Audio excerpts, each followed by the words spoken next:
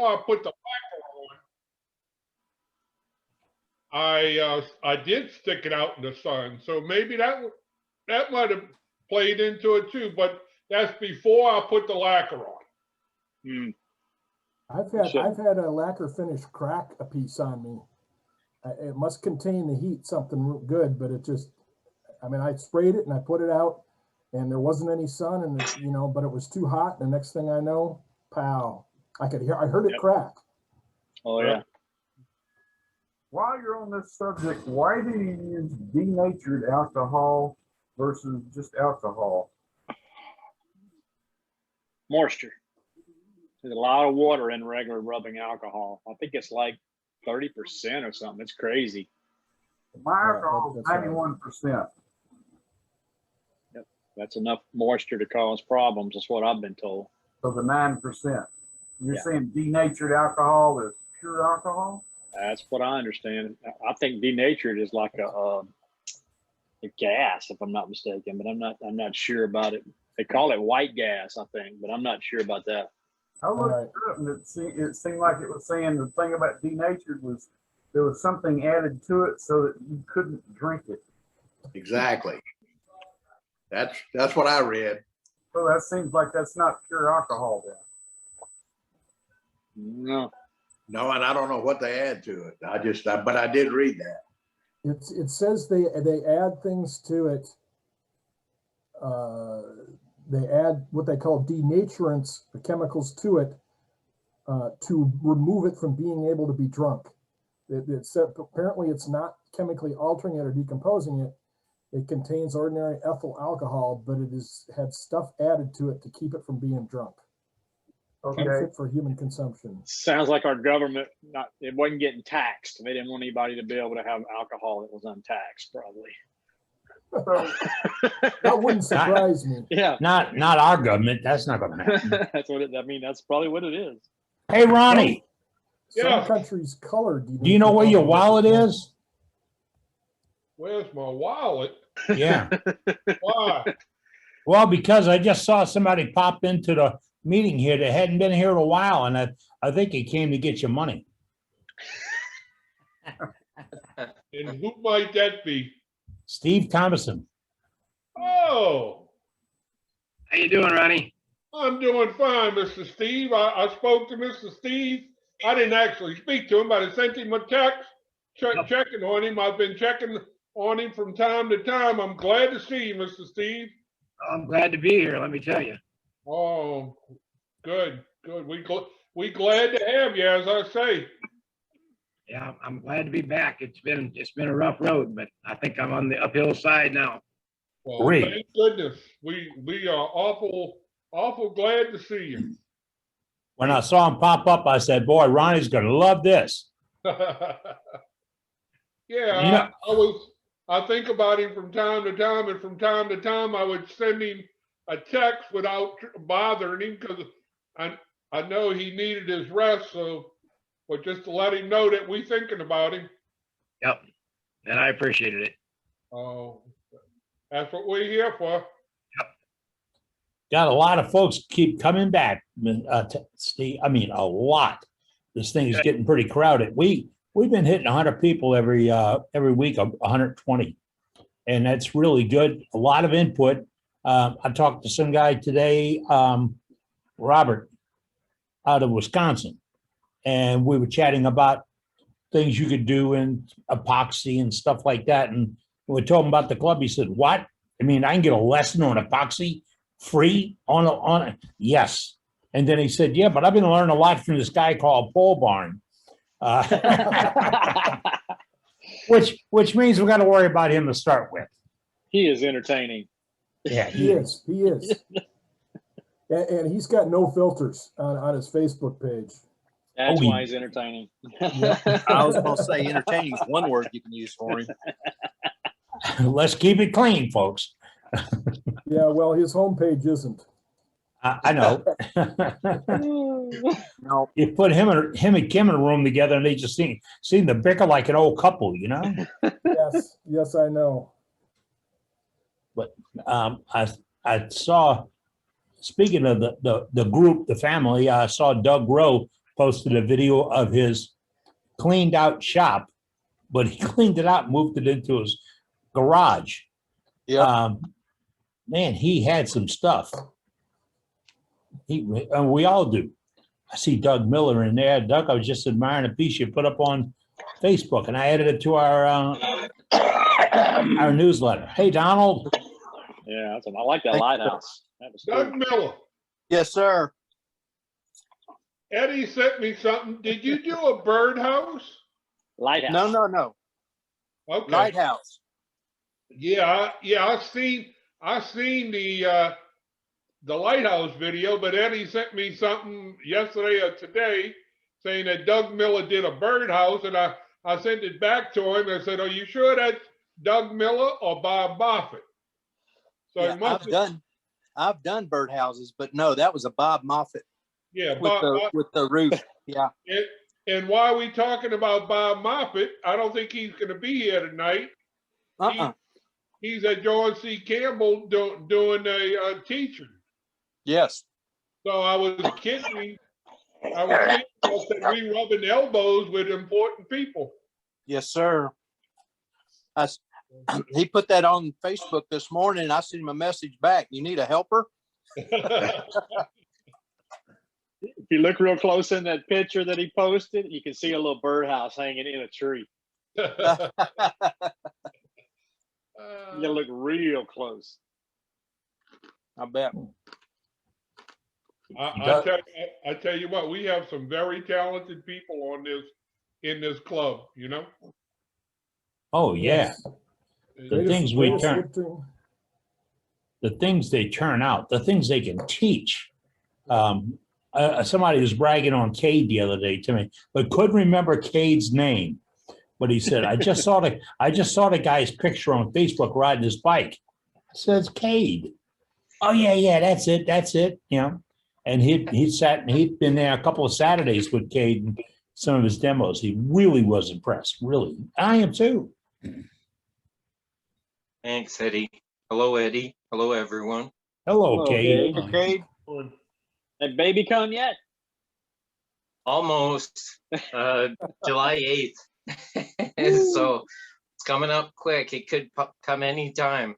Oh, yeah. How far is it from your house to the hospital? Maybe 5 minutes, maybe 3 kilometers or 4 kilometers. All right, so you just pick up the suitcases and run out the door. Yeah, pretty much. We're all packed and ready to go, so I'm not scrambling and forgetting stuff and getting in trouble, you know? Yeah, that sounds right. That sounds good. I don't think you could not be prepared, Cade. No, well, check everyththing twice. It's not in you for you not to be prepared. Oh, thanks. Oh, shut up. I see Patrick Harger checked in this evening. Patrick, I just posted a photograph of work you sent in to us. It's in the July newsletter, which will be out before July, but pretty work, really nice work. And we're getting a lot of other input from members, and all you need to do is email it to our club email address, worldwidewoodturners@gmail.com. So complex. worldwidewoodturners@gmail.com. We want to see a photograph of your work. If you can tell us something about it, we add it to the website, and I will forward it on to David, our webmaster, and he'll put it on our website. David's been out of town for a little bit, been out vacationing or something, and he's just now catching up on updating our website. Honestly, it's the best in the business right now. It really is. And for a club that's really not a business, it's the best. So I appreciate all the effort that Dave puts into it. I mean, it's some beautiful work. All right. I see Dane just popped in. Dane's out of Tucson, Arizona. He handles our gallery for us. When you have a piece to show, you put it into our chat. It's right down on the screen at the bottom. And you put it in the chat and you type in, hey, I've got a piece to show. Dane will put you on a list. And then Dane will introduce you. When Dane starts talking about you, unmute yourself and be ready to talk, because sometimes the only way we can find you is if you're talking. Because after we get, well, in about 1 minute, we'll be over what we can see on the screen. And then we're going to keep flipping screens to find folks. So I got Doug Miller in here. I think Doug, I already did that. I already taken care of that. If you need something, this is the place to ask for it. We have no restrictions, as you say. We're wood turners and we talk wood turning, that's all. We'll get our safety presentation when I see Jeff pop in. Jeff hadn't popped in yet today. I've seen a lot of folks that have turned wake stands. Ronnie, I don't see Ronnie here yet, but Brenda sent me a photograph of wake stands that she did. I added that to the newsletter today. That's great. Miss Brenda did a wig stand, you saying, huh? I think she did a pair of them. I got the photographs, but I can't pop back and forth on it right here. But yeah, nice. And we're getting a lot of input on wig stands. We're well over 100 club wide. So, and you know what matters more than the numbers is the fact that we're all involved and we're all doing this, and it's all for a great cause. So if you turn a wig stand, you can find an oncology center in your area that will be glad for you to make a contribution. I had a chat conversation with my general practitioner this morning about it, and she said she heard about a guy named Joe that just gave a whole bunch of them to the oncology center at East Jefferson General Hospital in Metairie. That's our Joe. That's Joe Klein. And he decorated them all up, put bows and put them in a bag. He made them gift-like. Really nice. Joe, they talking about you, just so you know.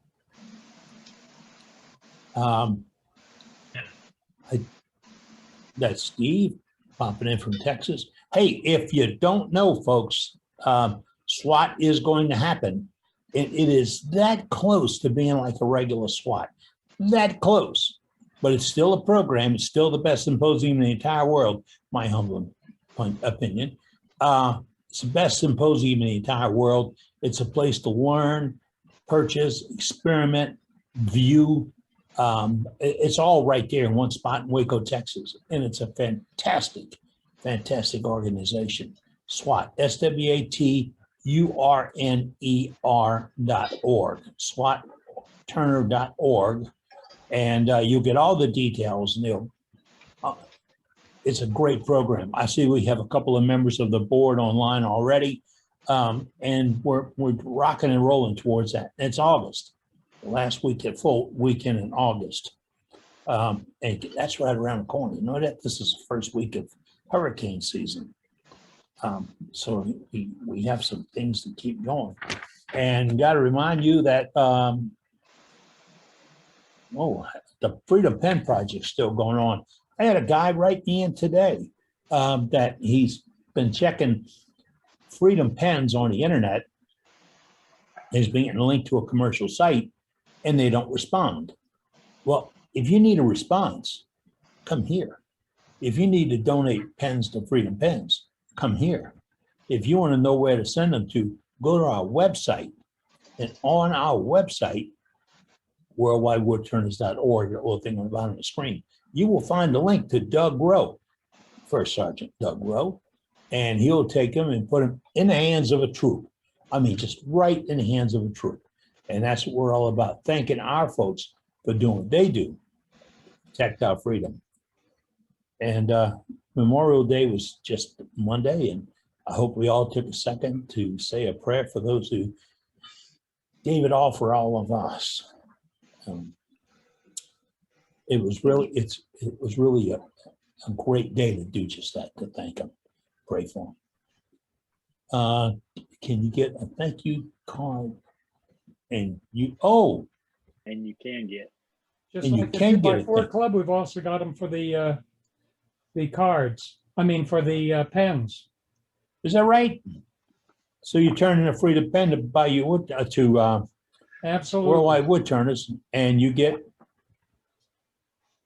your name gets mentioned on the internet. Yep, your name ends up on the internet, and you click on your name and you end up with a card. All right. And All a right. good and a good feeling in your heart. That's And a the good other Hello. part. feeling in your heart. Hello. Hello. Yes, I just, while you just talking about a response to the cards, I have received 2 thank you notes saying from the emails saying that thank you for the pins that was made for them, and I gave them to Doug Rowe a long time ago. Well, it feels good when you hear from the Yes. troops. Yes. It really does. And that's I told folks, when you do the pens, put a little note in the pen. You know, thank them for the service. Thank them for what they're doing. Wish them well. All that is not a commercial endorsement at all. You know, it's you and them having a conversation about what they're doing. And I feel it. I've been there. I feel it made me feel so good when somebody said thank you. It really did. And I was in that period of time where they didn't say thank you. So let's get that thank you ball rolling. All right, I thought we had a demo lined up tonight, but I didn't hear back from the guy that said he would do it. And so your opportunity is here. If you'd like to do a demo for us this evening, we'll jump onto that. It's only 17 minutes after opening time. We're up to 50 folks right now in the bullpen chatting with us. David, have you made any additions on a website recently that besides what you just told us about? Oh, gee, I was really bad this last week. I enjoyed myself all week and tried to catch up. Didn't quite make it, but yes, we have the option to get cards for the Warriors, for the Web Stand Warriors and the 2x4 Club, and for boy, I'm just having problems here. We all are. That's all right. We make it through no matter what. Anyway, but I've kind of broken things up a bit so that it's easier to find information from the chats. If you haven't noticed, under a place called FYI, there are now subdivisions that say, do you want to know things about finishes? Do you want to know things about materials and anything that we kind of comment about? I've been inserting those things into separate categories, making them a little easier to find. And of course, we've got the link to another website that has even more content than we have in terms of resources. And that would be, what is it? Woodturner Zoom. I'm going to dive in there, Eddie, and say, because I've literally just joined the meeting, and can I say how fantastic your website guy is? I said to my website guy the other day, I know Dave Rhodes is a nice guy. Send him an email, because if he sends anything back to me, I will not understand what he is talking about. You have half a chance in understanding what he's talking about. And my website guy said, Martin, do you think he's really going to give me advice on what they're doing on their website? And I said, ask the question. He got in touch with Dave, and within 2 hours, he had the answers and the information, because I knew that Dave Rhodes would point him in the right direction, because we are all woodturners trying to work together to make sure that everybody else out there has got the information. Thank you, Dave. You have instantly revived the any doubt in the back of my mind that sometimes woodturners don't work together. Well done. Thank you. My pleasure. Sorry, Eddie. And folks, remember this. Just like everybody else involved in this club, we all do it for the love of wood turning. There's no bucks to be made, no commitment, and every other wood turning in the entire world sharing what we love the most. So apparently I'm getting a little glitch here. I may need to check my settings, because I may have lost my, I might be on Wi-Fi. So let me check it. Nope, I'm back. All right. Hopefully things get better. Yeah, I can hear you now. Okay. Yeah, I got audio video kick out just now, so let's see if I can transition back into it. No, I can't do it. I can't get back.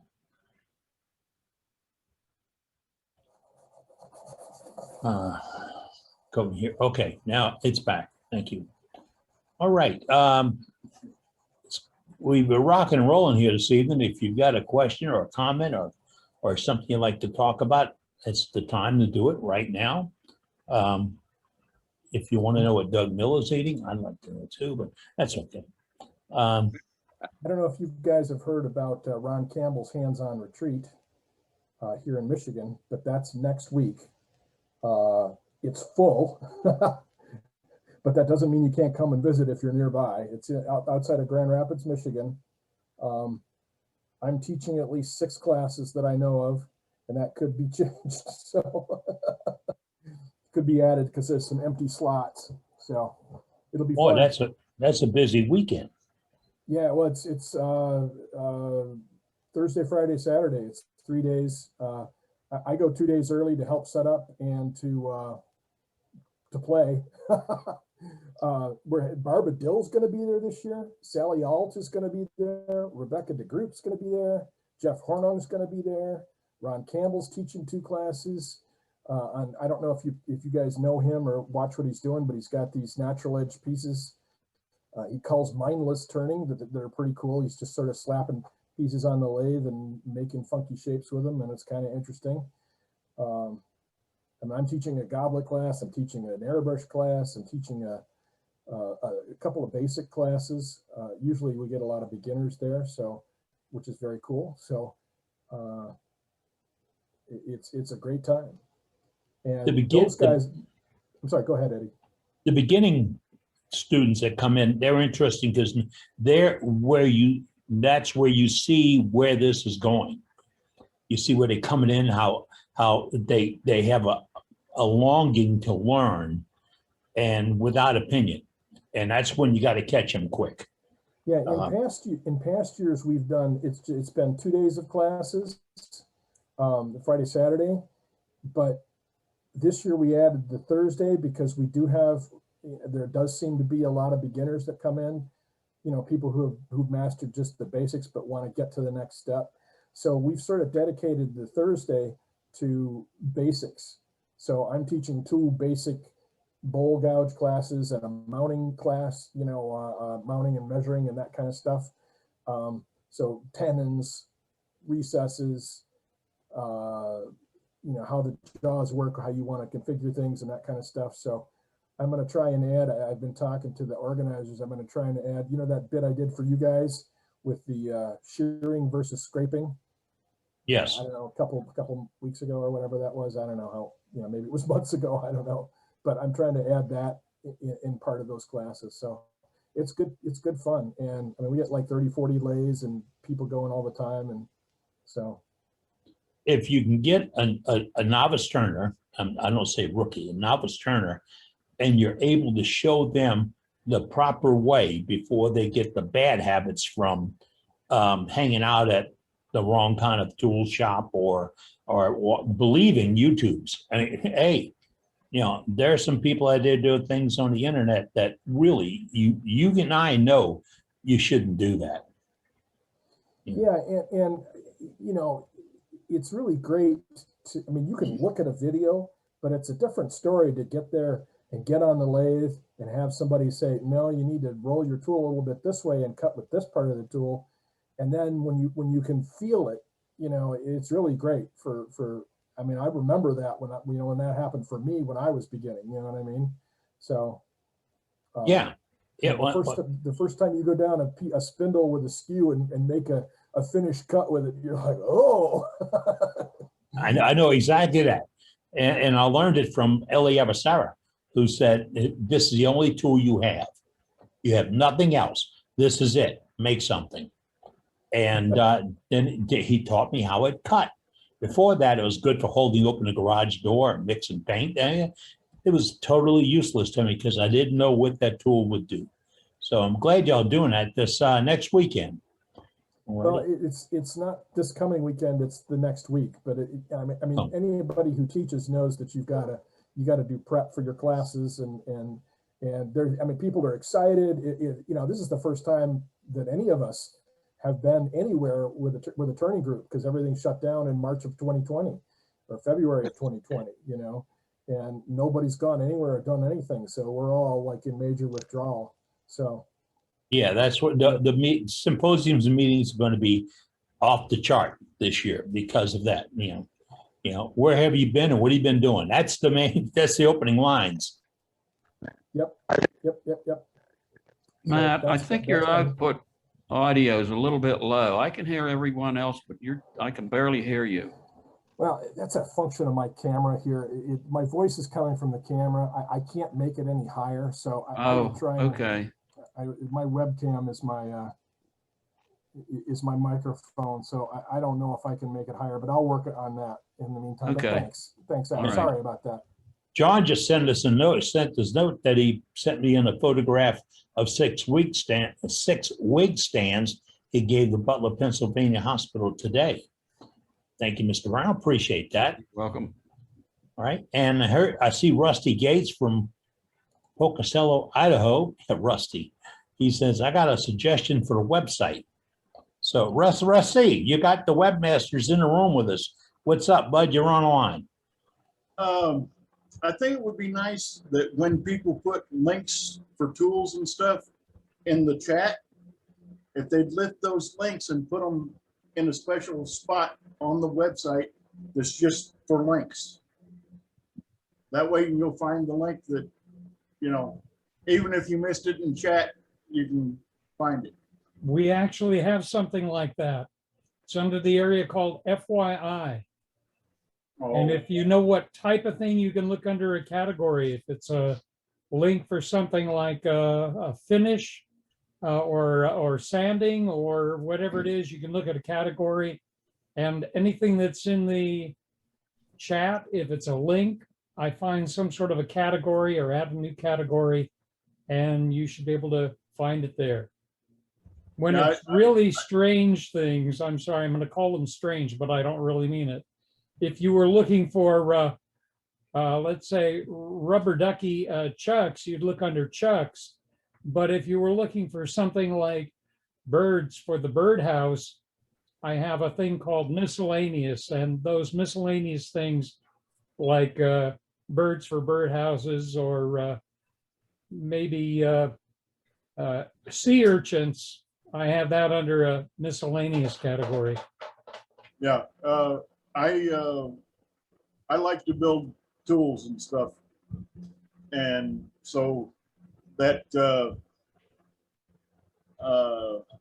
tool that they were talking about last week or the week before for Halloween, I want to build one, and I missed the link, and I didn't know where to find it.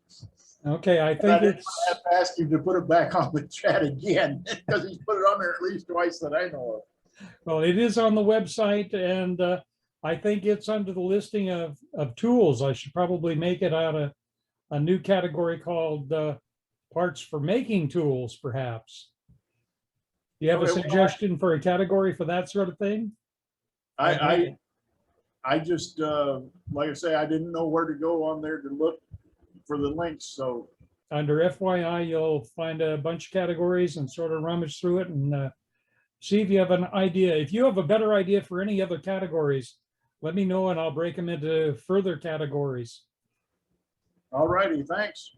I think what the man's saying is, this is your club. All you have to do is give us the input, and that's it. Absolutely. Just give us the input we're looking for. Thank you, Rusty. Great talking to you this evening. Gotta see what. All right, now I'm really confused. I've got a technical problem going on, and I don't know how to solve it. So I'm going to play around it for a moment, if you'll bear with me. I've got a gallery items I can let you play around with, but we can go to that. Yeah, let's do some gallery. Who you got? What? Let's see. We got Trey up. Trey. That's not Trey. That's well. How's John his, in there? because he's an impersonator. Yeah.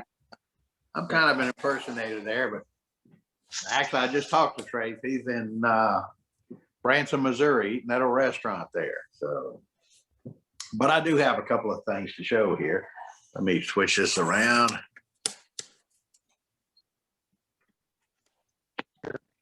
All right. Down. There we go. I made a couple of back scratchers today. There's this one is made with alder. It's out of camera. It's out of camera, brother. Yeah. Now we got you. Okay. Okay. The light colored one is alder, and the dark one is Bolivian rosewood. They have the stainless steel back scratcher in them, but they and that was my little projects for today. Oh, nice. They're both finished with lacquer. So. They make good rakes for a little 2-3-year-old too. Yeah. Yeah. Very nice. Yeah, they come in handy. I like them. So. Nice job. Hey, good. Very guess. nice. Okay. Right. That's why we're a club, gang. See, Johnny teams up with Trey. If Trey's not available to kick us online, Johnny kicks us online. And same thing with our website. You know, Dave does our website. He's on with us right now. You give him input, Dave works with it. That's why it's building so quickly. And it's I'm so proud that this is your website and your club. Who we have, Dane? We got Doug Miller. Uh-oh. Unmute. Thought I did.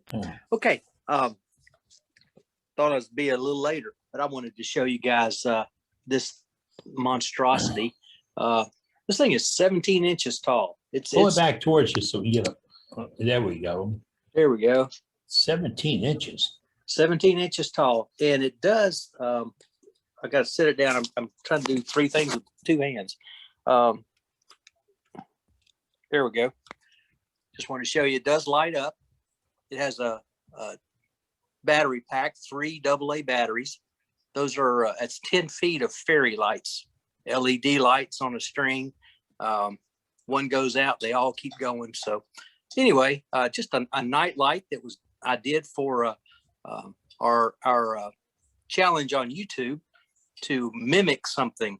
So this is my night light mimicking a lighthouse. Looks nice. And you have that string of lights just curled up in the top and it. Yeah, they're just curled up in the very top. They come up from the bottom. Battery pack is hanging from the bottom. I'm gonna do another a base for this to sit on that the battery pack will go down inside, just so that just kind of hides that a little bit. Oak. It's gonna be nice. The body there is oak, some dunnage that I got from a recycling center, and then the top is some eastern red cedar. Very nice. Very nice. Really nice. That's awesome. Make some, Nice. make some fake rocks, put it on top of some fake rocks. That'd look cool. There you go. Yeah. What did you make the globe out of? It is a the Frenza lens is the glass cup for a candle that I got from the dollar store. Burned the candle out and then melted what little remnant was left and just hot glued it on. It's upside down. This part here is the top and up here is the bottom. So it just worked out real nice. Just coiled those lights up, stuck them in the light, hot glued it to the body here, and then hot glued the roof onto what is the bottom side of that cup. Nice. If anyone is interested, you can go on YouTube and look at wood spun round, and you can see Doug make that lighthouse. You did a very good job making that. Thank you, Ronnie. About 2.5 hours worth of video squished down to half an hour. Isn't that fun? Oh, joy. Thank you, Doug. Appreciate the input tonight.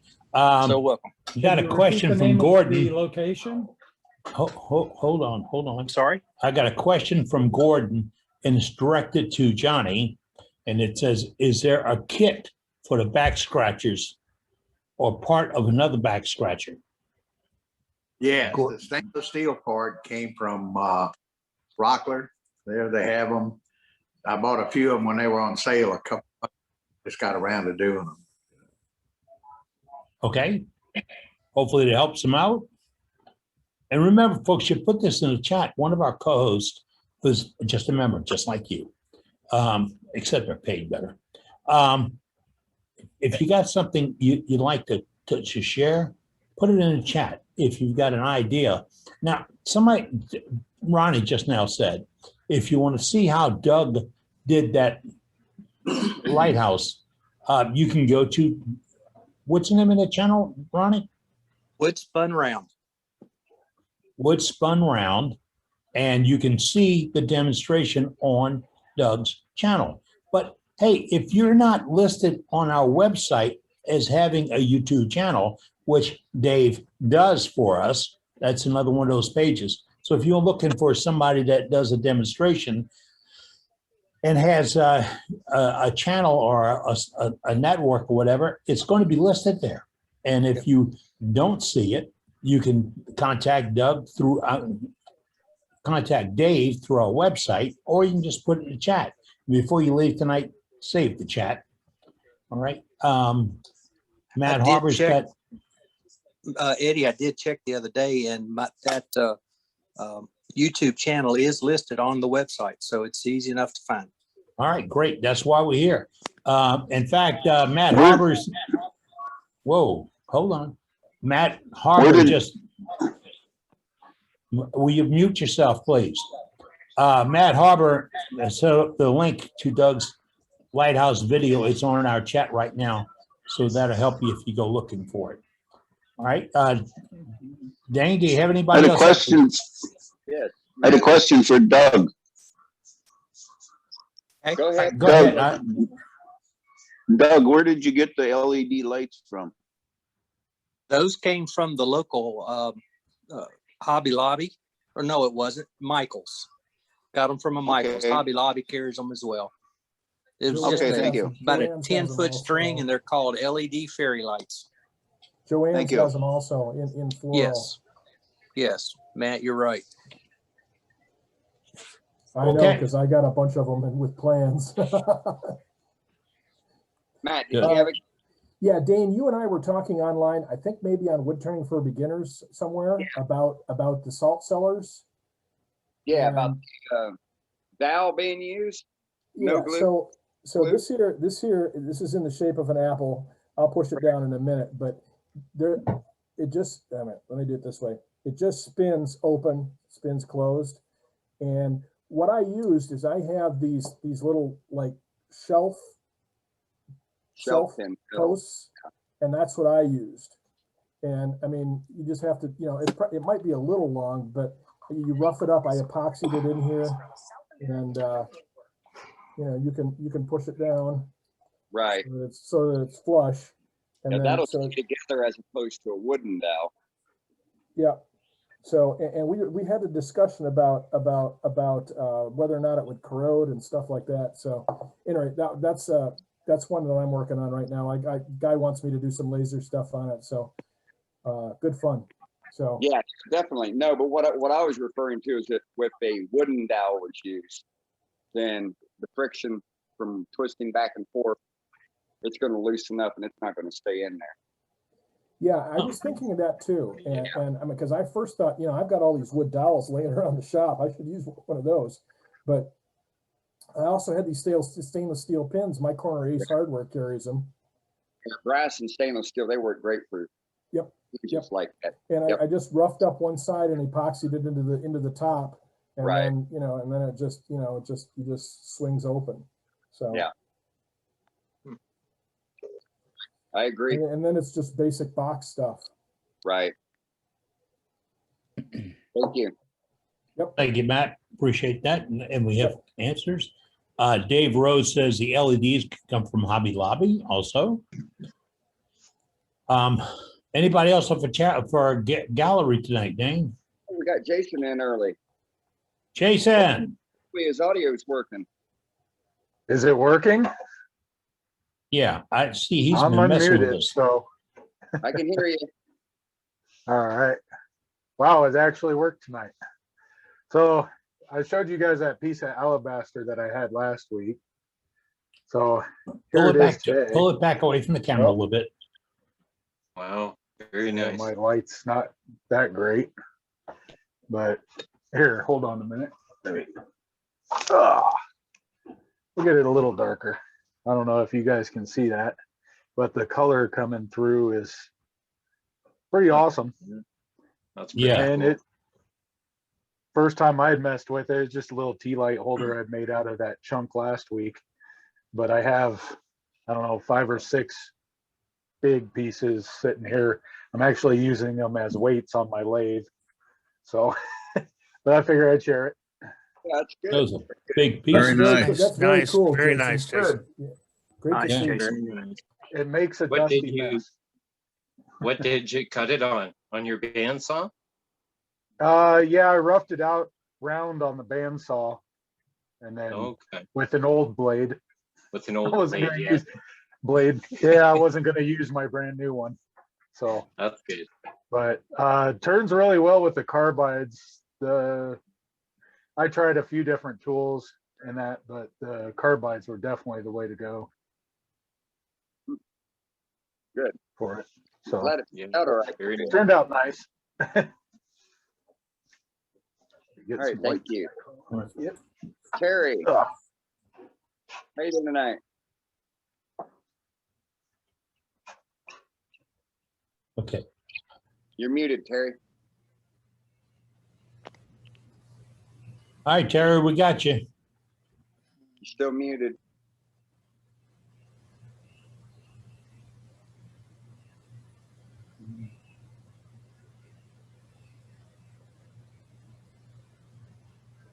All right. Well, we're not getting anywhere with Terry.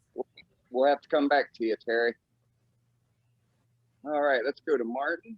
Maybe that Come worked. on. Did that work? No. Let me come back to you, Terry. Okay. You're up, Martin. I normally don't have very much to show because I turn the same thing and I turn the same thing over and over again. But the last couple of weeks I've been working on something new. So I will share screen because I haven't got it in front of me to be able to show you. But this is what I've been working on. Oh, wow. These are an outside Holy cow. the finish slightly different. I haven't fetched just the top in. I'll show you just the top. But it's a design that I've been working on for about 3 weeks now. Goes on an oak post, comes in three parts. But it's been quite a challenge because it's got to have the turnings from the top to allow the water off. The top has to lift off to be able to change the bulb. You have to think about the movement in the timber and the lid to stop them clamping together. These needed recessing. So when you cut a quarter of a square piece of timber and put it on a lathe, you can't get the centers because you've cut a quarter of it out. So I had to think about that. The finials on the top, they need to kind of match the top finial. And also the collar on the bottom needs to be detachable. And then obviously the biggest part of the whole thing is you've got to get a wire all the way down. So the columns are split into 2 and then quarter cut to allow me to get the wire through. And then there's a peg that also allows the wire to come right the way through to the fitting choice that's going on the top of the lamp. So it's been quite a structure for 3 weeks and 5 different types of prototypes, but that's the end result that I thought I'd share with you all. I like it. I really do. Yeah, that's awesome, Martin. That's awesome. Nice. What are you going to finish it with, Martin? It's finished with a UV Danish oil. So UV protection Danish oil. Good stuff. All right. Thank you, Martin. Appreciate the input tonight. If we got anybody else up for a gallery, do you have one planned? Yeah, let me date? let me go back to Terry here. All right, we see Terry. Okay, I think I got it unmuted finally. You hear me? Yes. Okay, very good. I got a little bogged down with all of the charities and all of the challenges and everything we're doing, and I decided I wasn't having much fun, so I kind of went back to what I like to do, is walk out to the wood pile and pick up a piece of wood and get it on the lathe and see what happens. And that's pretty much what I did. This is a piece of Norfolk Island pine that Joaquin gave me a couple of weeks ago. The first I turned of it, I didn't get full process of what I really wanted. They were already cut to length, and I would have rather it was this way, because it would have made the red things, the lines go into it, but it was already cut, so I didn't have much of a challenge. And it's finished with Parflex 3408. It's my first project done with that, and it didn't come out quite as well as I liked. I don't think I got it sanded quite far enough. 500 grit was the finest I had. And Mark said that I need 8, and I can see a few little scratches. This is another one out of the Norfolk Island pine that I made, and it's finished with rub-on poly, and both of them have been run through a Beal buffing system. You can kind of see some of that, but it come out really nice. The feel on both of them is really nice. And then I don't know what this wood was. I think possibly a spalded oak. I picked it up and I was thinking it would make a hollow form. And then I didn't like the checks in it. So I went out and decided to make a natural edge bowl out of it, out of the bottom piece. And I made the bowl, and as I started cutting it, I was cutting through all of the spalded parts. And I said, well, I need to keep it shallow so that we can see all that. So I said, well, I'll just make a pedestal bowl. So that's how I came about the pedestal. Then I took the other half of the log when I was done with that and decided to cut it in half so that I could make 2 bowls and keep them shallower so I could get all of the grain features in it. Because the deeper I got, I was getting rid of them. And I got all 3 bowls made, and I couldn't carry them into the house because I only got 2 hands. I stacked them on top of each other, and I said, wow, look at that. So that's what they are. Nice. So I doweled them together, which was another very nice. Getting the dowel lined up right, but I thought it come out pretty nice. I was pretty happy with it. Yes, that is very original. Very nice. So, good work. So that's all I got. Very nice. Thank you, Terry. Beautiful work. Wow. And that's from a piece, I hate to use the term scrap wood, but he went out those lumber pile and took that out. I believe it was a piece of oak. I think I picked it up out of Joaquin's driveway. Does he know that? No, he wasn't looking that time. Oh, okay. All right. I get him to show me the other stuff, so he's got his back to me. Whoa. All right. Hold on.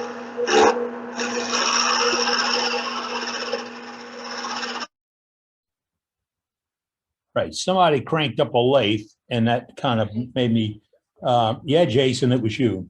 Kind of made me mute everybody out. So somebody still it's open mic. So let's go to Joe in Kansas. Sorry, I thought I was muted.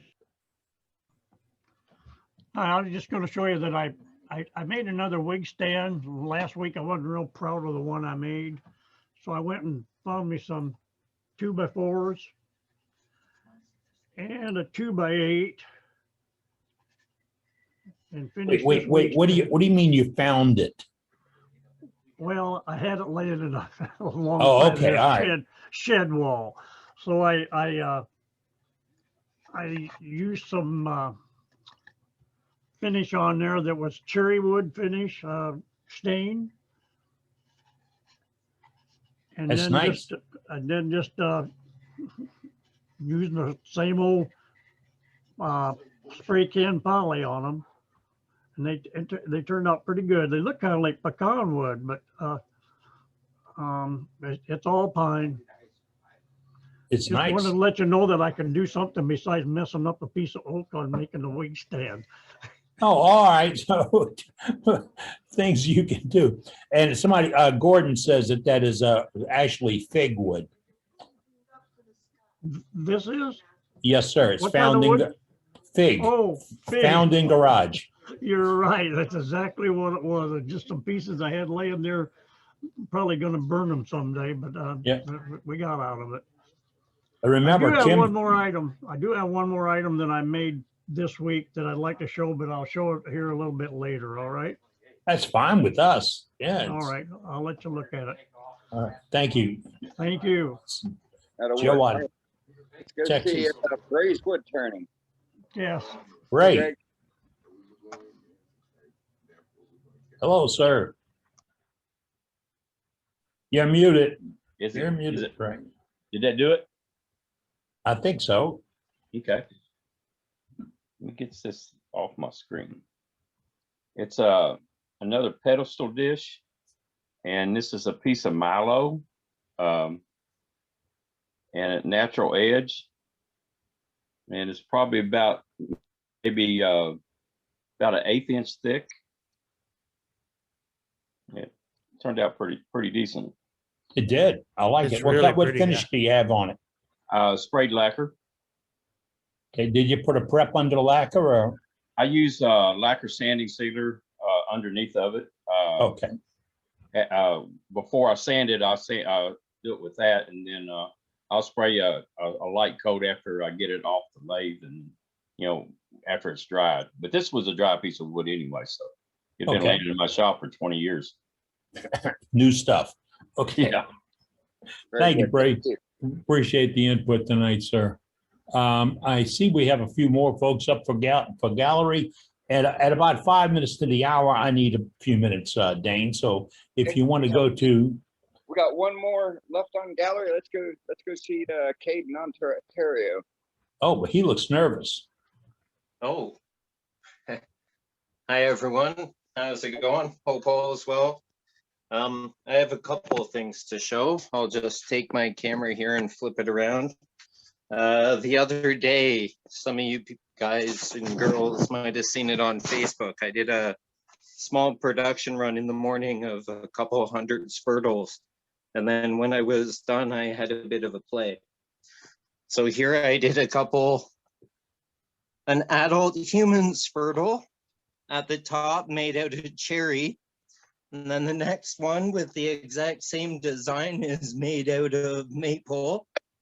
The one under that is white oak.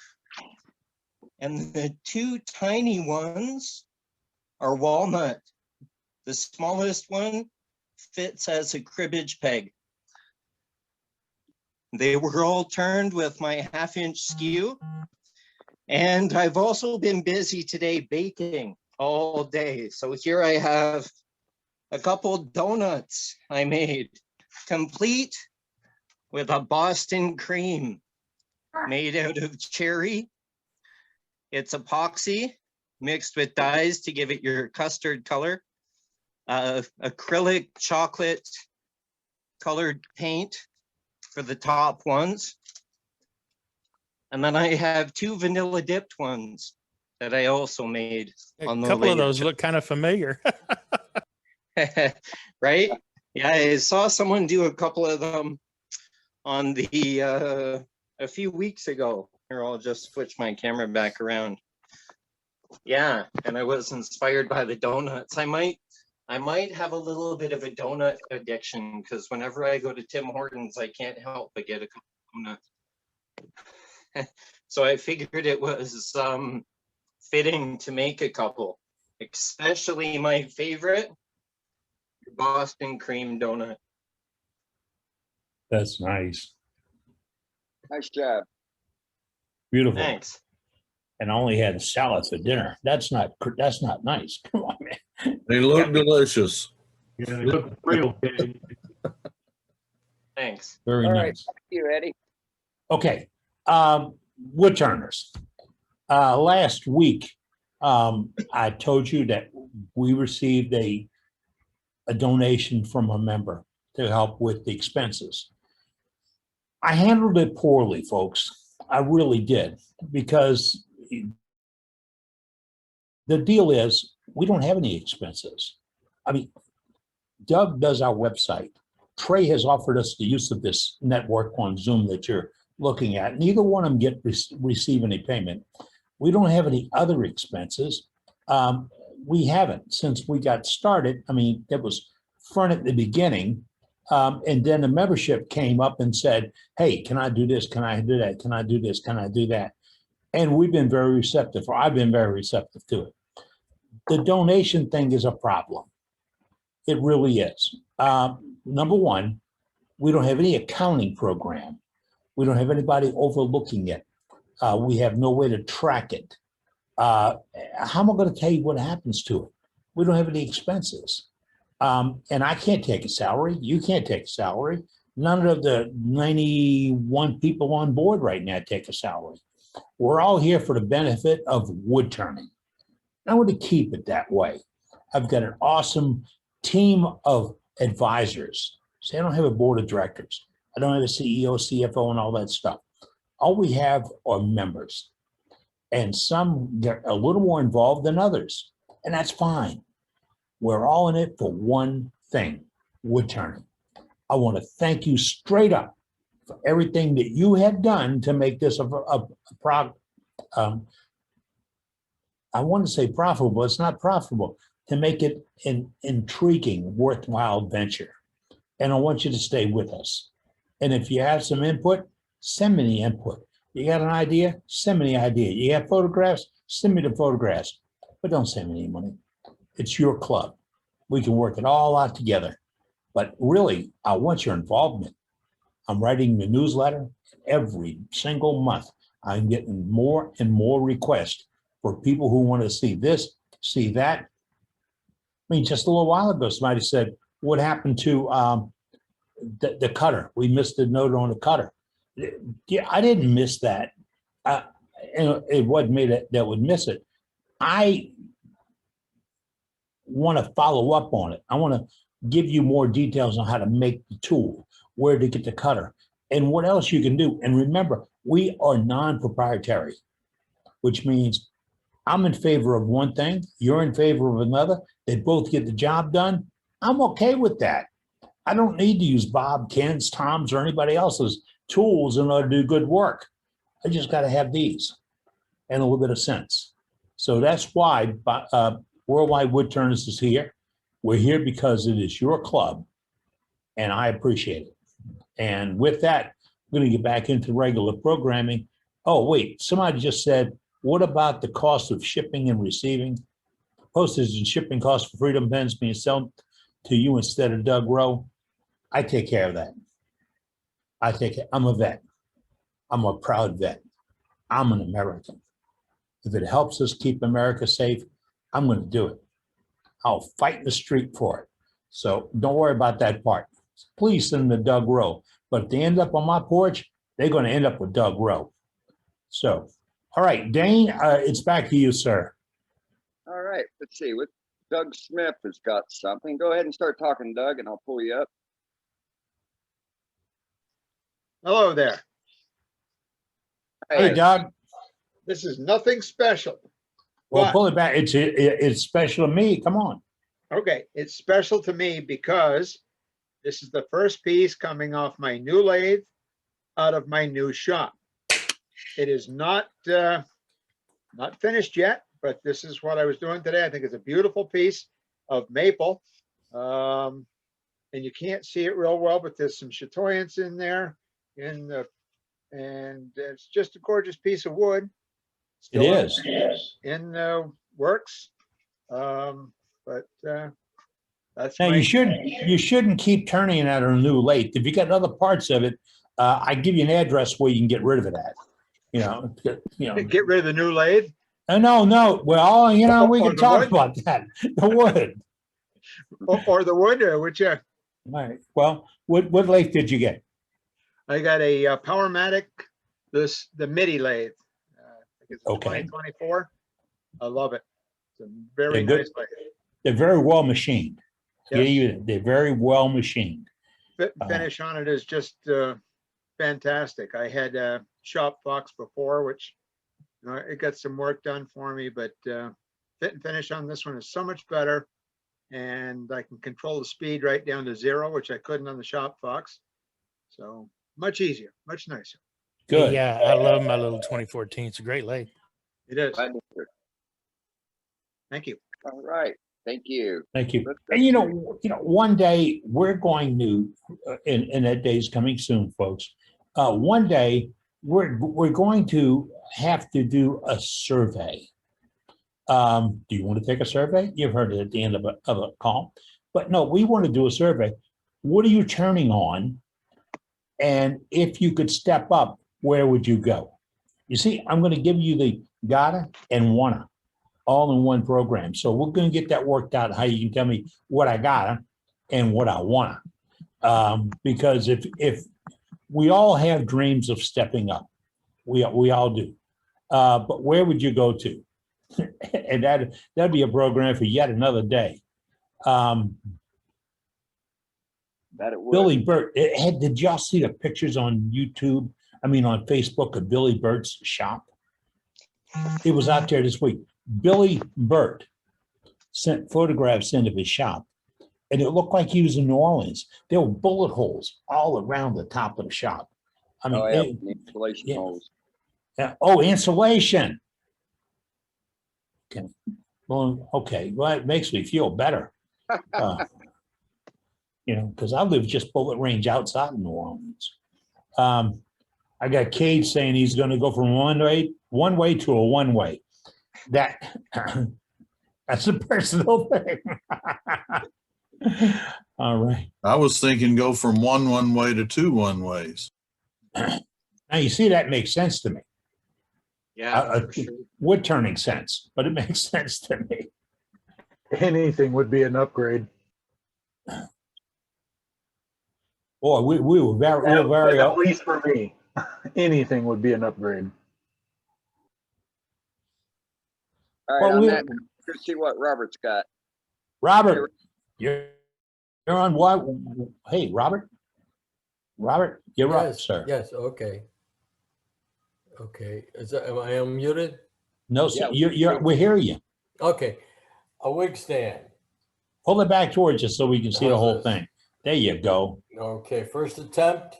And I got to thank Cade for this. I watched his video probably 25 times before I tried this.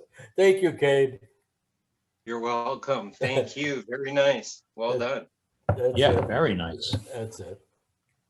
Now I got to check out something here. I think I'm pretty sure I had a look because we got a photograph in from Brenda, but just now who was that on the line with us? Robert? Yes. Robert. Okay. Robert T. All right. I'm still having technical issues. We're going to fix it. All right. Show him, Dan. Thanks, Captain. All right. All right. Because we're all members of the club. You know that all you do is put an effort forward. I went to Lowe's yesterday. Now I'm not real big on going to big box stores. I went to Lowe's yesterday with management, and we started to go across into the wood section at the far edge of the store. And the guy stopped and said, "Well, I explained to you that's the lumber section." I said, "Yeah." And he says, "You're not dressed appropriately." So I guess you got to have a few bucks to get into that section. But it was an interesting trip, and we like everybody else in Lowe's, I had to buy something. So, all right, who's up next? Well, let's go back to Huck Joe again. Huck, talk to us and we'll pull you up. Hello? You got me? Hello? You got me? Now we got you. Yes, sir. Now we got you. All right. There he is. Keep talking. All right. I'm just going to show you one other project I made this week. There you are. All right, I see myself. This is a bowl that I made for my wife, made out of spalted oak. Pretty wood. And I used my old standby. I used 1 coat of sanding sealer and 1 shot of spray-on poly. Well, it worked. I'll tell you what I use. I use oil-based sanding sealer. That's the only thing I'll use. I won't use anything else but oil-based. And I believe the company that makes that is from up in Iowa somewhere. It's called, what is it called? I don't really understand. I can't remember now. Well, I'll send it on the chat. I'll go look it up on the can. It's something like old settlers or old timers sanding sealer, but it's all oil based. And that's all I use on any of my bowls. And usually it's a one shot time with the sanding sealer and 1 shot time with the poly. Okay, Gerald says it's Old Masters. That's it. He got it. Yeah, made up in Iowa. Best sanding sealer I've ever used. You see, we do have the world's greatest audience. They know everything. Yeah, they do. Yeah. That's all I wanted to show. I was very proud of this bowl because I made that wig stand, and then I thought, I better just throw another hunk of wood in there and try something else. And this is what it ended up. Looks very nice. Thank you. Thank you. All right. Randall says if you're going to go to the lumber yard and dress up, before you go, check with the wife to make sure your insurance is way up there, in case, you get pumped off or whatever. We get a lot of comments about lathes. John in Phoenix says he has a Powermatic. No, I'm sorry. He has a Jet 1640, but it upgrade to a Powermatic. Billy Burt says I have 2 Powermatics. If I can afford it, I have 2 robust, one way to one way. A lot of input on what are you using and what would you like to have, and we're going to get into that. But if you want to show us a photograph of your equipment, your machine, your shop, and all, it's right here. And we do share screen, but you have to tell me that when we come on, because if you press the button early, you kick out everybody else and we can't get back until we get you off. And that's a pretty rough deal. Who else we have up, Dane? Well, we're at a lull right now, so I'm soliciting folks to put their name in the chat. Hey, I've got a question about a Jet mini lathe. I've got in the shop I use here, it's I think it's a 1221 Jet mini lathe with variable speed, and the control knob on it, you get it up pretty fast and it'll stay there, but you turn it down to slower speeds, and it does whatever it wants. It goes fast, then it goes slow, and then it goes fast and slow. Does anyone else have a problem like that, or is it that variable speed control? The rheostat, we had one here at the shop for a while. The rheostat went out, and they told me it was because I'm in an unconditioned space. Not everybody conditions their shops, but they worked with me and replaced it. I had to pay the shipping, which was $29. Yeah, I ship things all over the world every day. I never pay $29 to ship a little package. But the rheostat went out, the variable speed rheostat. It was easy to change. Okay. I'll look into that and see if I can maybe change that or get some information on it. And yeah, I don't know who owns the lathe, so I don't. Oh, okay. It was left here in the shop, and yeah, anybody can use it that wants to. I'm the only one using it, but I've had many lathes with variable speeds and none that work like this. The knob's loose as can be. It wiggles up and down and a whole bunch of different things. Maybe it's totally shot. Oh, yeah. You might pull the knob off and see if the nut underneath it is loose, John. That may be part of your problem. Oh, okay. I didn't want to take something apart. I didn't know how to get back together again, and I'd have to buy a whole new lathe. Well, if you take But, that black knob off the front, you may find that there's a locking nut underneath it. And that may be part of your problem. No guarantees, Okay. but been the case with me with rheostats. Yeah, okay, I'll check that out. Thank you. I was used to one ways. That's quite a difference between one way and that many. I have to leave that alone. I had two 1224s. One was a 1224 and the other was a 1236 sit down lathe. That's right. You told us. You showed us a photograph of that. I think I did, yeah. Yes, sir, you did. Very nice rig. All right. Thank you, John. I hear from Gerald says he's got 2 Powermatics, but if that was a new object, I would have a robust American Beauty and a robust Scout. Oh, I love those machines, both of them. And 4 or 5 years ago at SWAT, my wife was negotiating with Robust to get me the American Beauty. And at the last second, we had to get out of it for other reasons. And with that, I went back to my original lathe manufacturer, and they helped me rebuild the one I had because it got flooded. It didn't go bad because of anything else except shop floods. Oh, So, okay. thank you, John. Appreciate the input tonight. Thank if you. we have- Thank you for the information. I'll check that out about the not under the knob on there. Give it a check. And if we can help you folks out with something like that, we have 100 people out there right now and they could help. But we're not experiencing brand new problems. We're just experiencing new problems to us. So if you've got something for this evening for gallery or questions or comments or whatever, it's all welcome right here. It's 12 minutes after the hour. We had a demonstration set, but I didn't get a response back. I got to mention this. We have several of our lead demonstrators that are not available right now.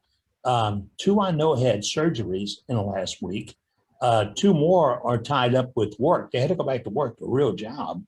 And 1 other had to leave the country for personal reasons. I don't think he's avoiding anybody. He's just, family in another part of the world. So we don't have a demonstration lined up. That opens the door to you. If you'd like to do a demonstration, let me tell you straight up. And you see this just now. Cade was on here. You see this? His iPhone. Cade was on his iPhone. There's a half a dozen good turners out there that are doing the iPhone way of producing YouTube videos, Facebooks, talking on the chat, the Zoom right here. So it's a possible thing. We're going to have an article in the July issue of Turning Point, which is our newsletter, available on our website and on Facebook, concerning that equipment, what you can do for it. Because, somebody a couple of weeks ago, forgive me, I don't do names, was talking about tripods. And I know it was Dane talking about the tripod he uses because he got it from Amazon for $20 to $23. And it's a pretty good tripod. I mean, I got one right here. I have my little USB set up on it. I'm using it tomorrow morning to do a video. And I have 2 or 3 USBs that I run through my software. Get this. I bought the USB cameras to fit on these tripods for about $23 a piece. Okay. I bought the tripods with a holder for holding a cell phone horizontally so you can do it. I have a remote controller that goes with my cell phone, so I can just push the button and it'll record or take photographs. All those things are relatively inexpensive, and you get way down the road on this. Then what do I compose them on? I go to Zoom, which is free.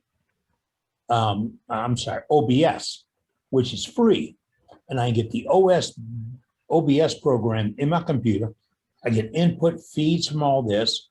And just like we do here tonight, we can pop around screens, move things, and it all records on your local computer. And then you can edit it, mash it together. There's a remix. It's all right there. So if you're interested in doing a demo, it's pretty simple to do. We'll look to see what your work is. We really look forward to that. We hear everybody. Oh, got somebody named iPad. You know, you can change the name on that. He says, I have an Oliver's 23 pattern makers, 24, 51, and 159, and a Vicmark VL300. He'd go more to the Vicmark sliding bed and bring production work to the one-way 4224. This guy's got a shopping list. Whoa. And if you need help on changing the name on your iPad, if you're on Zoom, there's a place where you can put in settings in your personal history where you can change the description. And I know there's a faster way to do it right now online, but I really don't know, but it's there. We've done it before.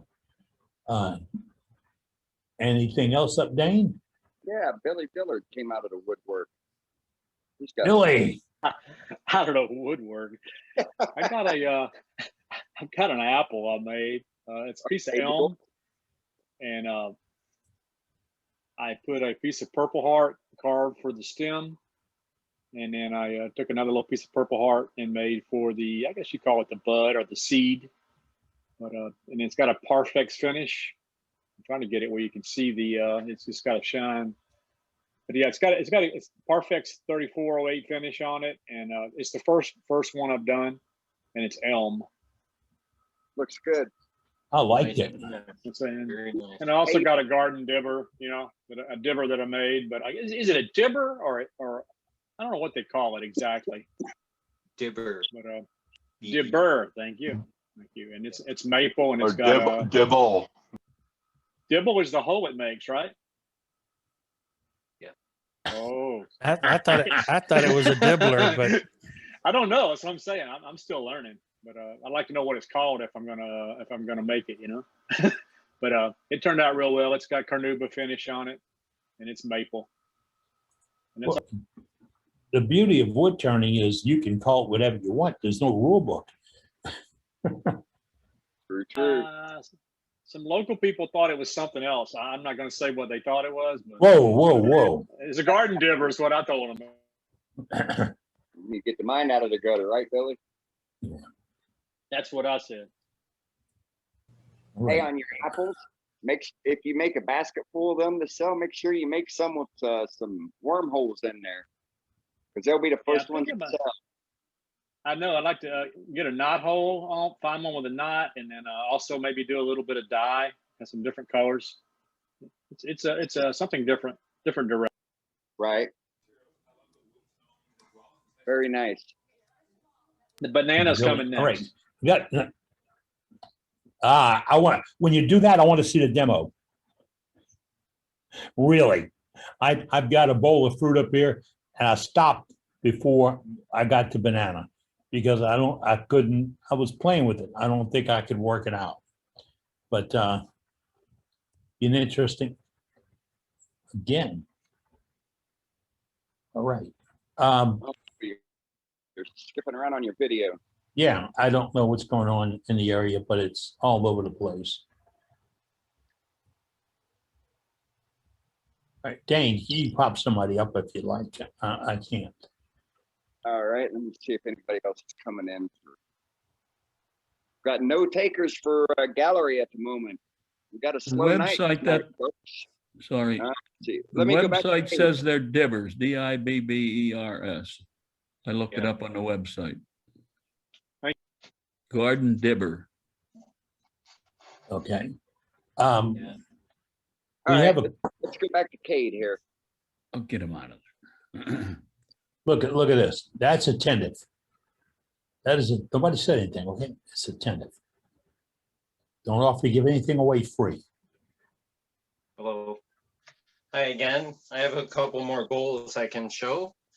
So this was a piece of ash, and it had a branch going through the side of it. So what I did was, first thing I did was I sawed it down the pith to relieve the stress off the pith.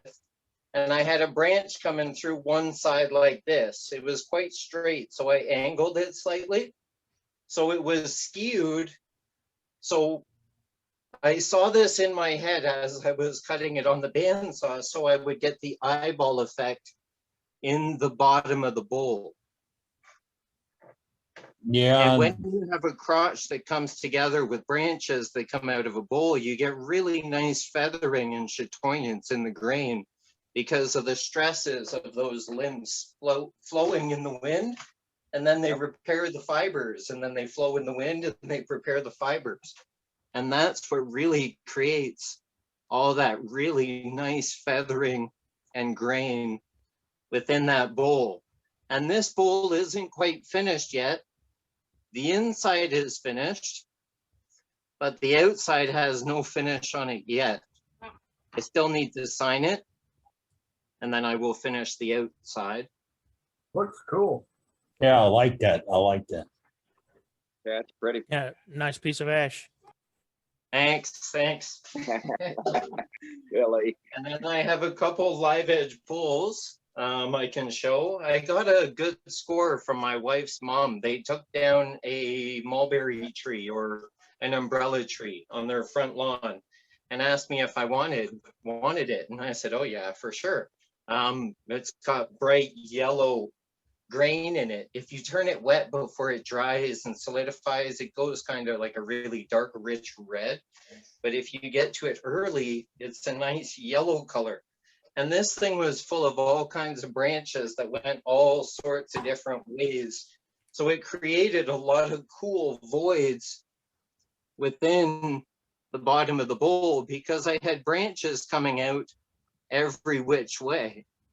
And the same on the outside, I had a branch and a void coming out the sides of these pieces as well, even into the bottom.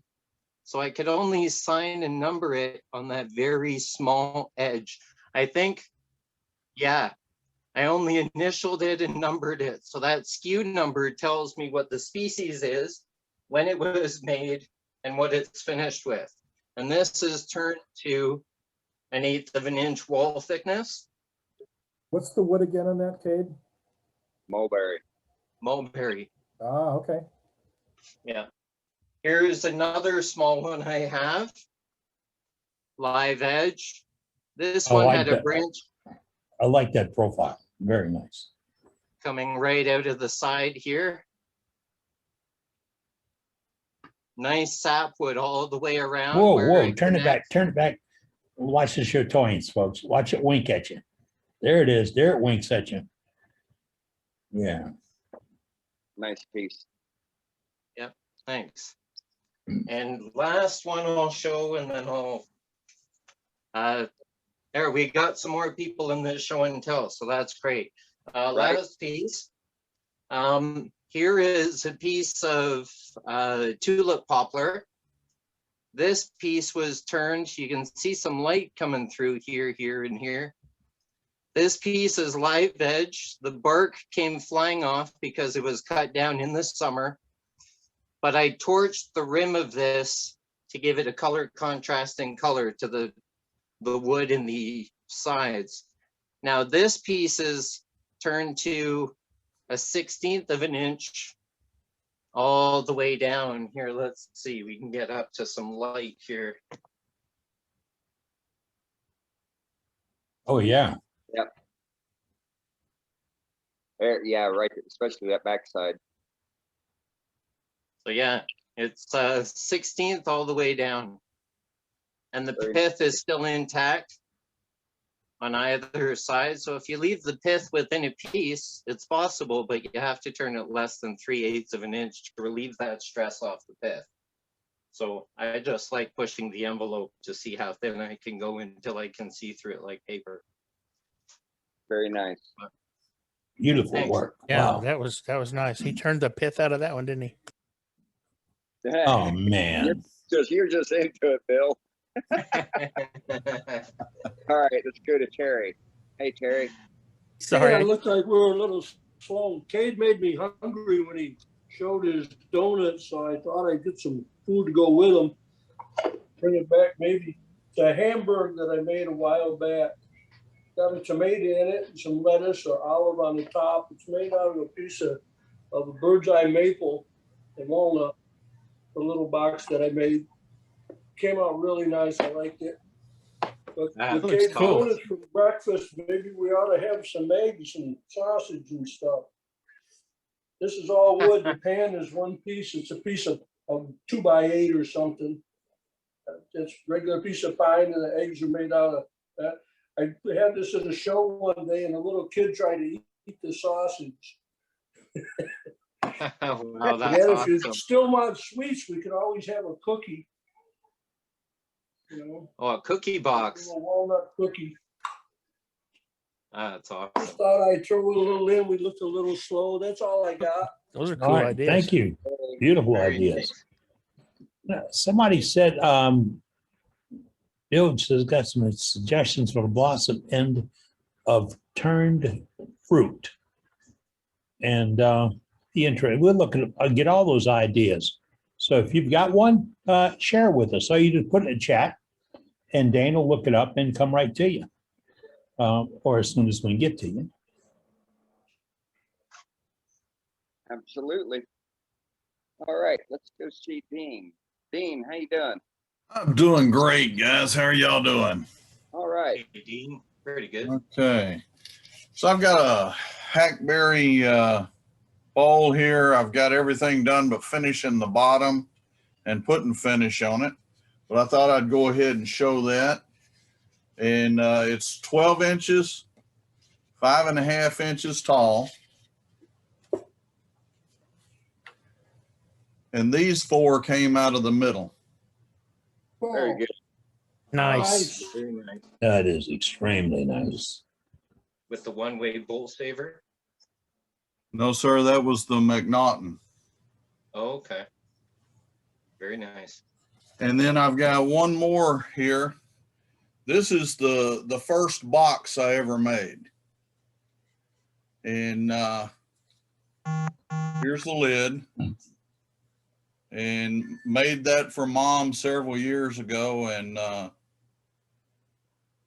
unfortunately, I got it back. So It's gorgeous. It is. But that was the lid still fits. So, you know, but it's not one of those pop fits, okay? Not a snap cap. And it's walnut, and I honestly do not remember what the finish is. It's still beautiful. So nice. Thanks, Dean. It made her happy, and that made me happy, okay? That's what it's all about. You're right there. Excellent, Dean. Thanks, guys. We're in a big time show and tell this evening with a lot of questions, a lot of comments going on, a lot of things we've spoke about tonight, and we're sharing a lot of ideas. We're getting a lot of input back on our chat. And before you leave tonight, no matter what time it is, go to the chat in the lower right-hand corner. They got a little square with 3 dots. Click on it and it says Save Chat. That chat will be on your computer. It won't link you into anything. It doesn't bring in any viruses. It's what's generated from your computer. So if you want to go back and look up something, that's where you get it. Now, we have an awesome webmaster, and he puts everything on our website, and the chat eventually goes there. But he also edits the video, the one you're watching tonight.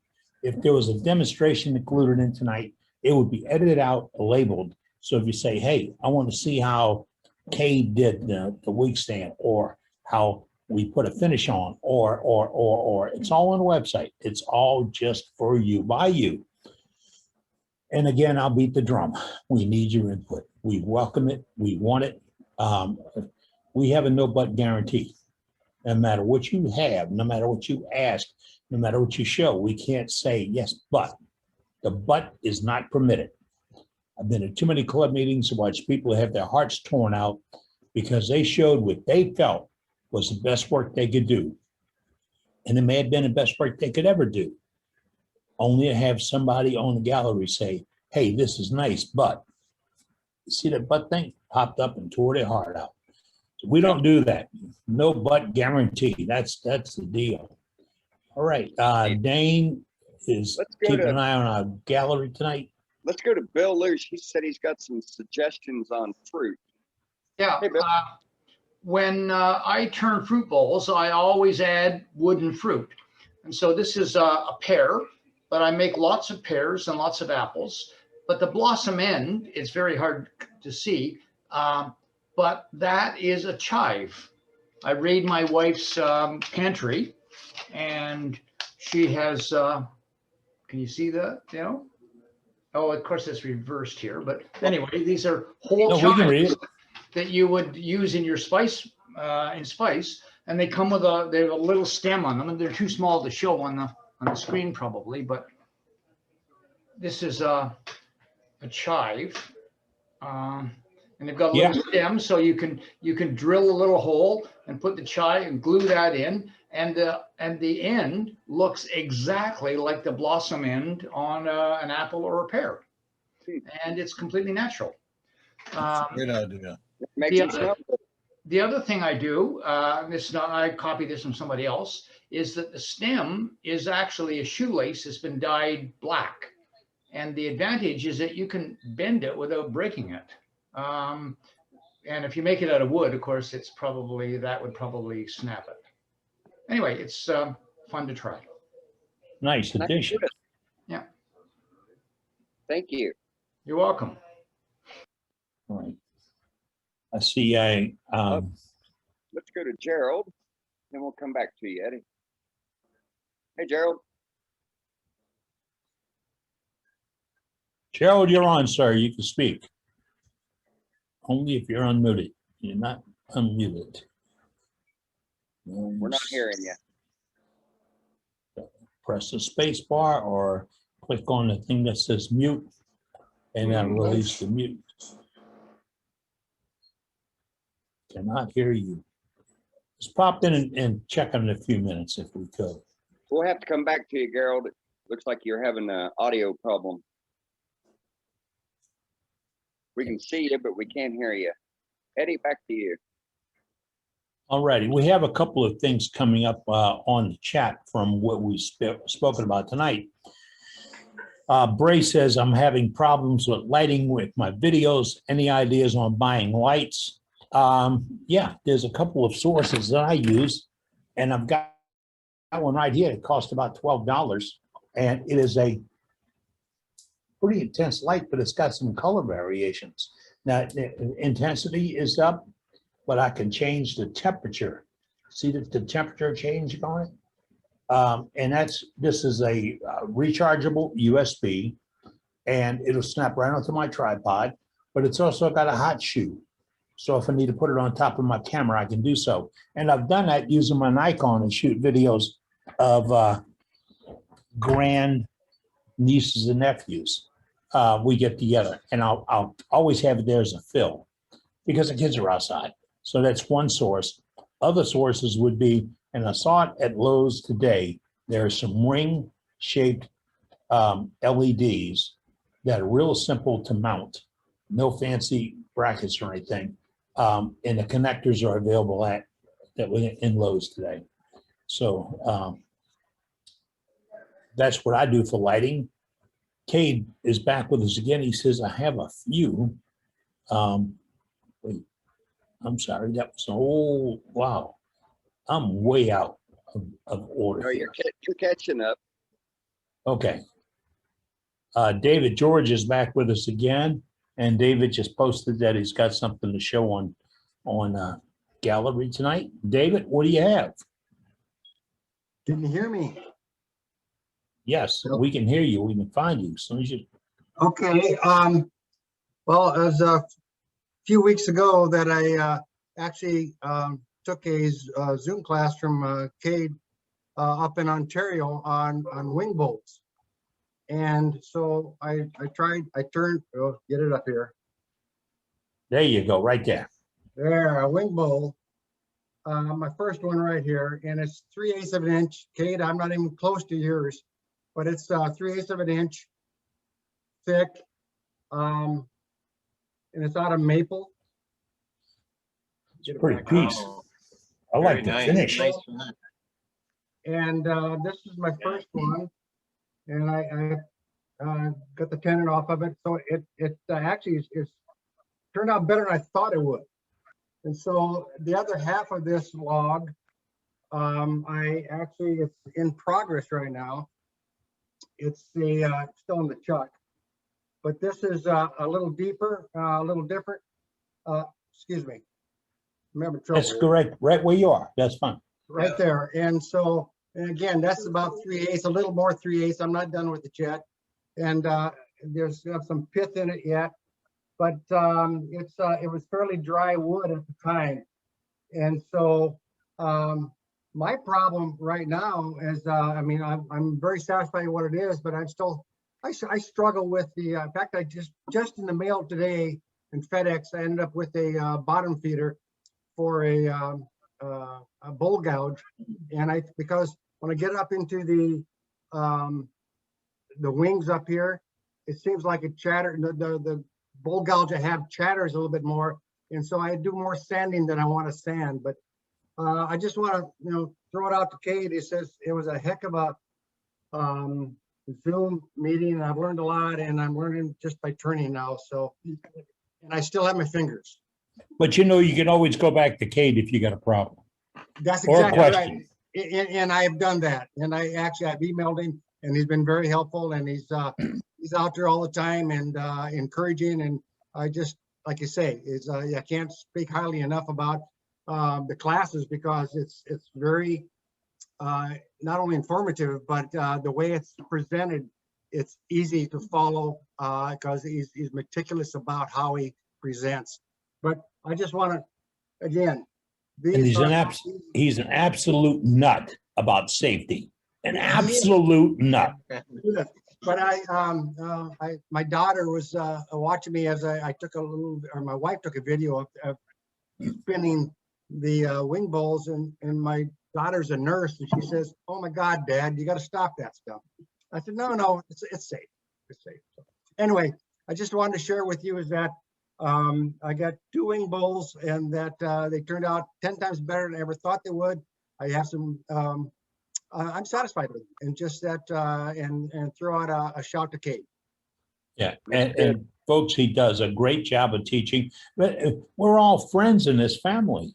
I mean, Ronnie, pardon me, was fighting a problem he had with that water spot program on a bowl that Doug Miller did. He called He called Doug. They worked it out one-on-one, and we've had a lot of folks do that. So if you got friends in this group, you got a problem, call your friend. He can help you out. That's what we want you to do. We do not.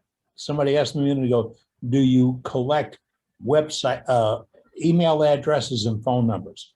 No. To me, that's a good way to get in trouble, because I don't want to be giving your email and your address to somebody who's only in this for the money, not for the love. So we don't collect them. If you want to put something on chat, that's your business. Kate says he'll add the June 13th demo to our list of events. Okay, that's from Dave Rhodes, our website manager. I'm trying to catch up on the. I'm trying to watch the chat at the same time. We're going to go ahead. We're going out to Gerald here. Gerald's back. Gerald, talk to us if you can. Gerald. Yep, still not hearing you. Okay, Gerald, we have an internet problem with you. I don't know if it's a phone or a system or whatever you're using, but we can't seem to get you in the program tonight. So he may need to go into Zoom settings and select the proper microphone. okay, that's one thing. I got. Well, I see Terry pop back up again. We have Patrick Hoggard in, and I got a picture in from Patrick today that I'm going to use in the July newsletter. some pretty nice looking work. Can we find Patrick? I'm bringing him up now.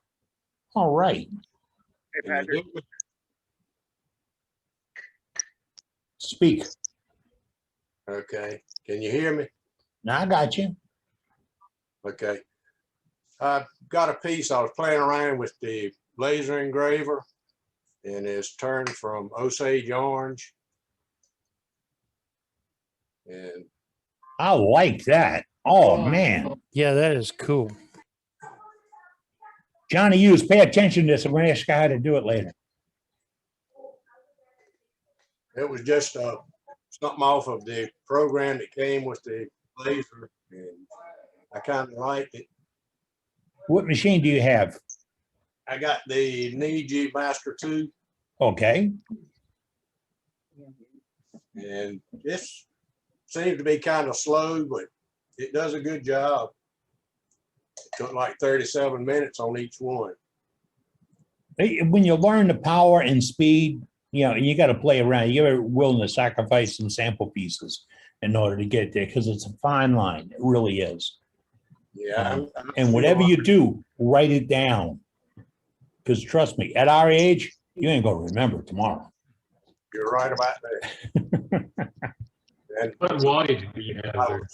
I was watching the virtual craft festival on YouTube, and there was a guy in, I think he's in Florida, called Dreadnought Woodworking or something like that.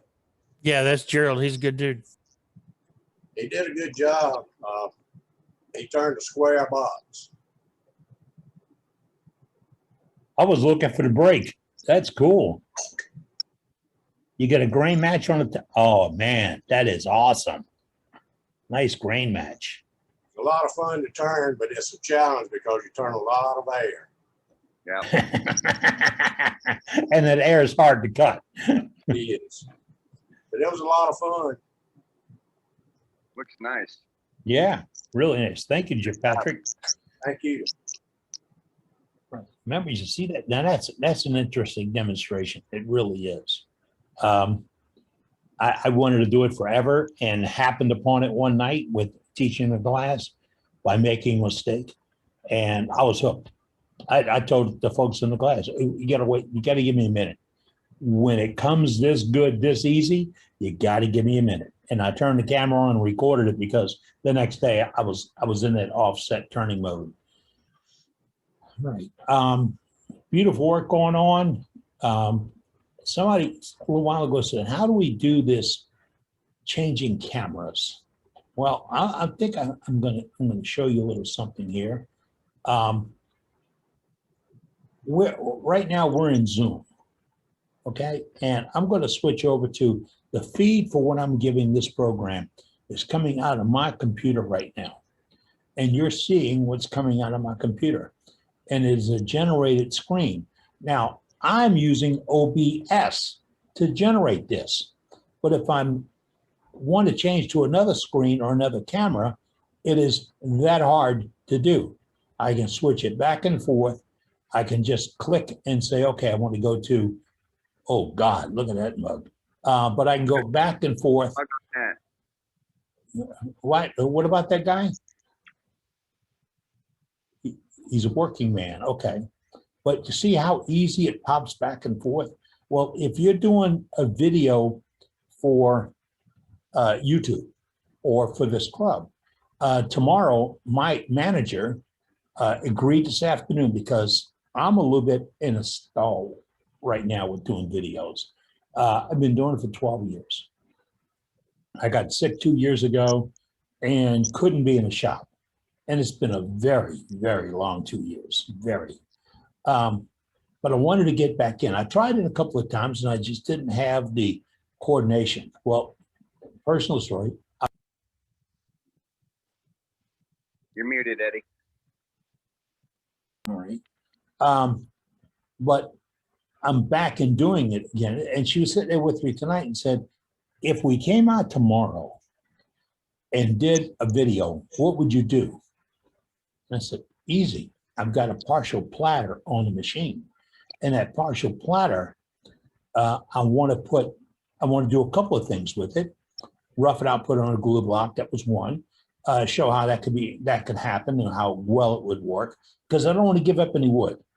Then I want to clean off the face of it in one spot and apply CA finish on it. Ronnie showed you the 3408 a couple of weeks ago. We had a lot of requests of what are we going to follow it up with? Well, I'm going to do one with tight bind. That's where I got started from. So we're going to show you the a flip side. Remember I said there's more than one way to do things? There might be 5 or 6 on that. But I'm going to play around with that. But yeah, I digressed. Management agreed that she would sit in the shop door. You won't go in the shop. She sit in the shop door and take this computer and pop screen to screen as I tell her, do this one, do this one, do this one, do this one. And she can change cameras that quickly. So it would get it all on one run. And if I stop and start over again, the video will stop and start over again. And that's using OBS. So it's out there. You want to switch cameras, it can be done. If you don't know how to do it, it's like a million tutorials out there. I like Scott Frichter. But there's Michael Faraday is out there. There's a handful of them. Look for the ones that make it simple, because it is simple.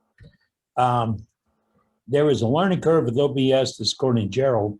The price is free. Gerald, I can tell him that.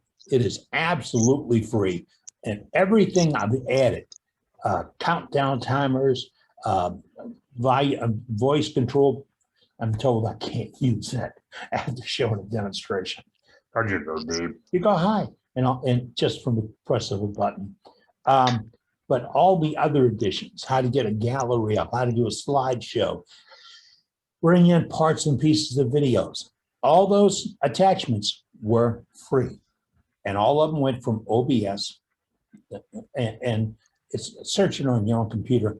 And if you're a window-based unit, it works. If you're a Mac-based unit, it works. People use it to shortcut copying things. Like I could run my Zoom feed through my OBS and record what comes through on my Zoom feed in a program that I can edit on my OBS. Okay. I learned it on the internet. It's got to be true. Get a lot of folks here about OBS capturing, shortcut editing, use Shotcut for editing. I got a Mac. I get kind of, I got Final, what is it called? Final Cut. But I went from another one earlier on. Anybody else up for gallery tonight? Yeah, Billy just chimed in and said he had something to show. Billy. Talk to us. Billy Dill out of home, Louisiana. I've got a sample that I did with a laser engraver. It's I call it a Studio Lichtenberg wood burning.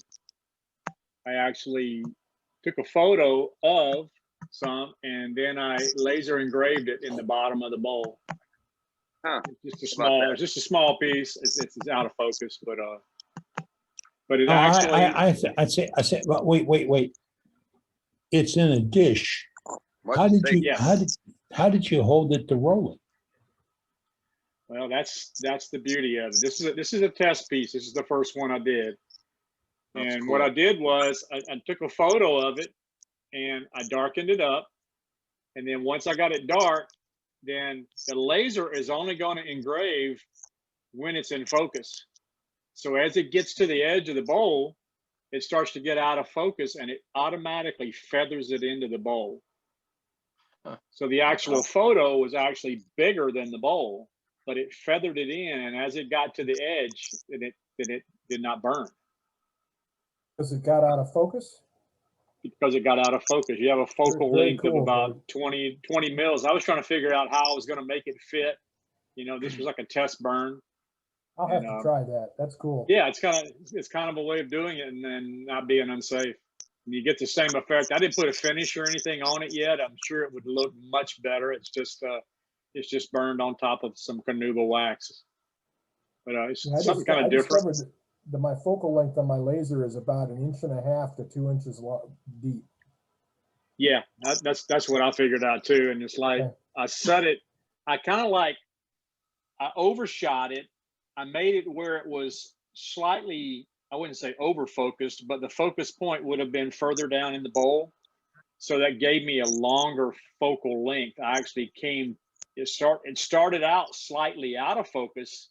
And then as it came up the side of the bowl, it got in focus, and then it went back out of focus again. Which is I kind of like cheated and got the burning length, the burning depth a little deeper than you would normally get it. But something kind of different, just kind of fun. That's all I got. Sure is a lot safer. I don't know if Ronnie missed it, but we have our first visitor that I know of from Canada who's with us tonight. Ruben Duran out of Ketchikan, Alaska. I'm sorry, Alaska. Joined us tonight, and welcome, sir. I'm sorry I didn't catch that a little bit earlier. Oh, it's cool. That Lindbergh effect's really cool, really nice, and much safer to do it with your laser. Yes, yes. I got nothing against fractal burning, nothing against it. I have a lot against the make-believe and homemades because when I think about electricity and what you think about electricity are three different things. So, but if it works for you and you're happy with it, be happy. Don Schwab says, Touch Portal is free for OBS and cell phones. It lets you put a button on your phone to switch cameras in OBS or screens. Huh. I'm going to go save the chat right now because I don't want to forget that. I got to look at that tomorrow because I can put my cell phone straight into OBS as a camera source. So another gizmo, another idea we can get to. We're still chugging away at it tonight. Demonstration, no, but we got all that stuff you have. I mean, think about it. Terry showed us the pieces. He did the hamburger. He did. Cade showed us the donuts. We just now had somebody show us how to put a little unique touch on doing fruit and veggies when you add them to platters. And that is an art. It really is. And remember, no rules, because when God makes those, he doesn't have a template. You know, an apple can be a little bit fatter, a little bit longer, a little bit taller, have a D10 on one side, and they're all good. So, but if you do something like that, we'd like to see it.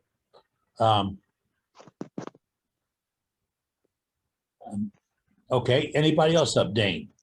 No, not at the moment. All righty. Doug Miller said something about a wood, and I missed the first half of that. So with that, the floor is open. If you'd like to chat about something tonight, it's the chance to do it.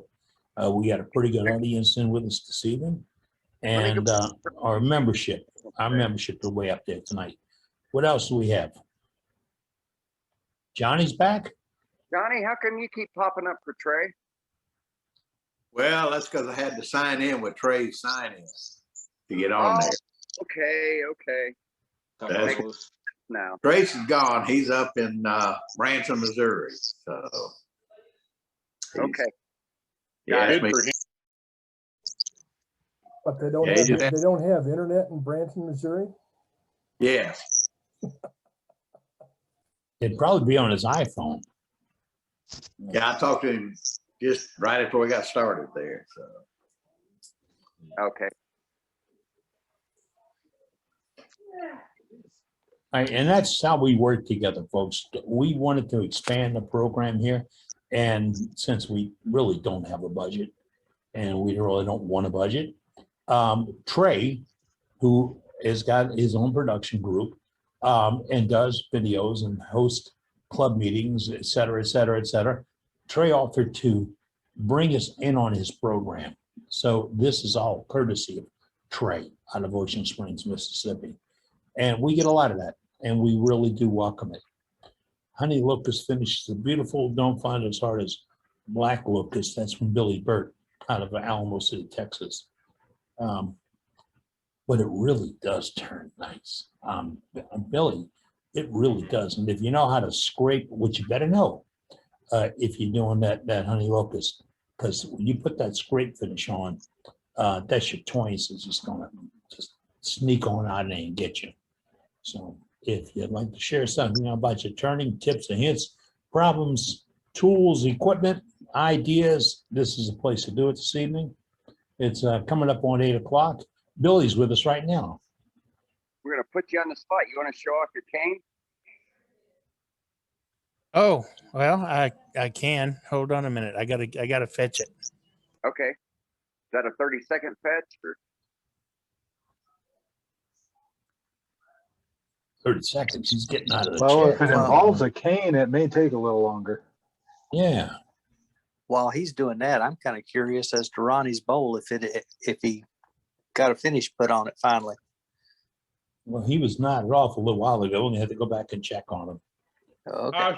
I sure do. Let me grab it. All right, well, we got Billy back. Come on, Billy. I thought I showed it off last week, but I'll do it again.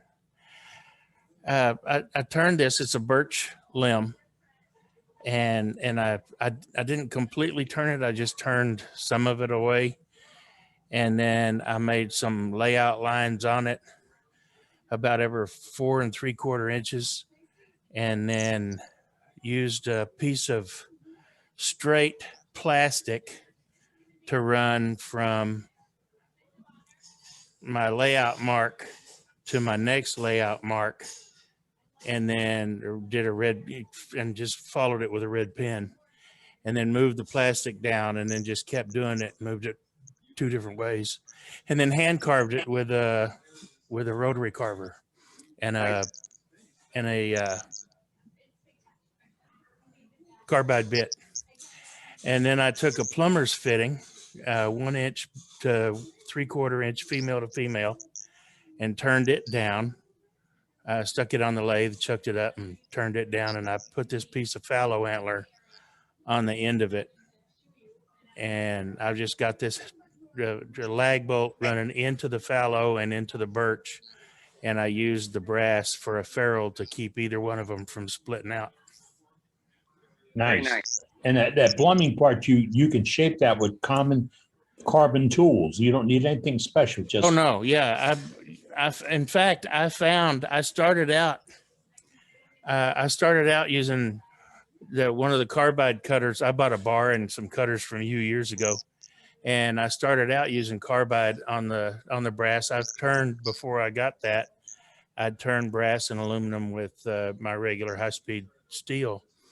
And I moved from that to one of my regular high-speed steel tools and found that it actually cut easier. So, yeah, because you can do a slice cut with that carbon Correct. tool. Right. And the beauty is, why keep getting beat up? I tell the folks all the time, don't get beat up. Go for the slice. Yep. Beautiful work, Billy. Thank you so much. Nice job. Thank you. And I think we go to Ronnie. Ronnie's awake.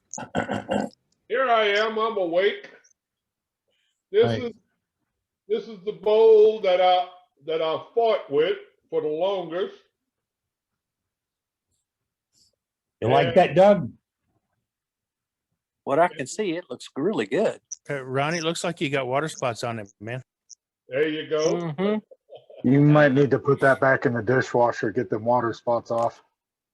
That looks very nice. There's the creator and the master right there. Turned So out how do you really make good. out? How do you make out, Doug? What do you think? I think you did a fine job. By the heart. That's awesome. Sometimes it's a simple common mistake that we make and can give us all kind of fits, but Ronnie hung in there and did a great job, and I think we finally found the issue. He even went to a totally different finishing system using acrylic finishes, and so that works out real well. What Doug is talking about, I used denatured alcohol and lacquer sanding sealer and I mixed them 50-50. And that was a big no-no. If you're going to use lacquer sanding sealer, use lacquer thinner. And that's what we think was the problem.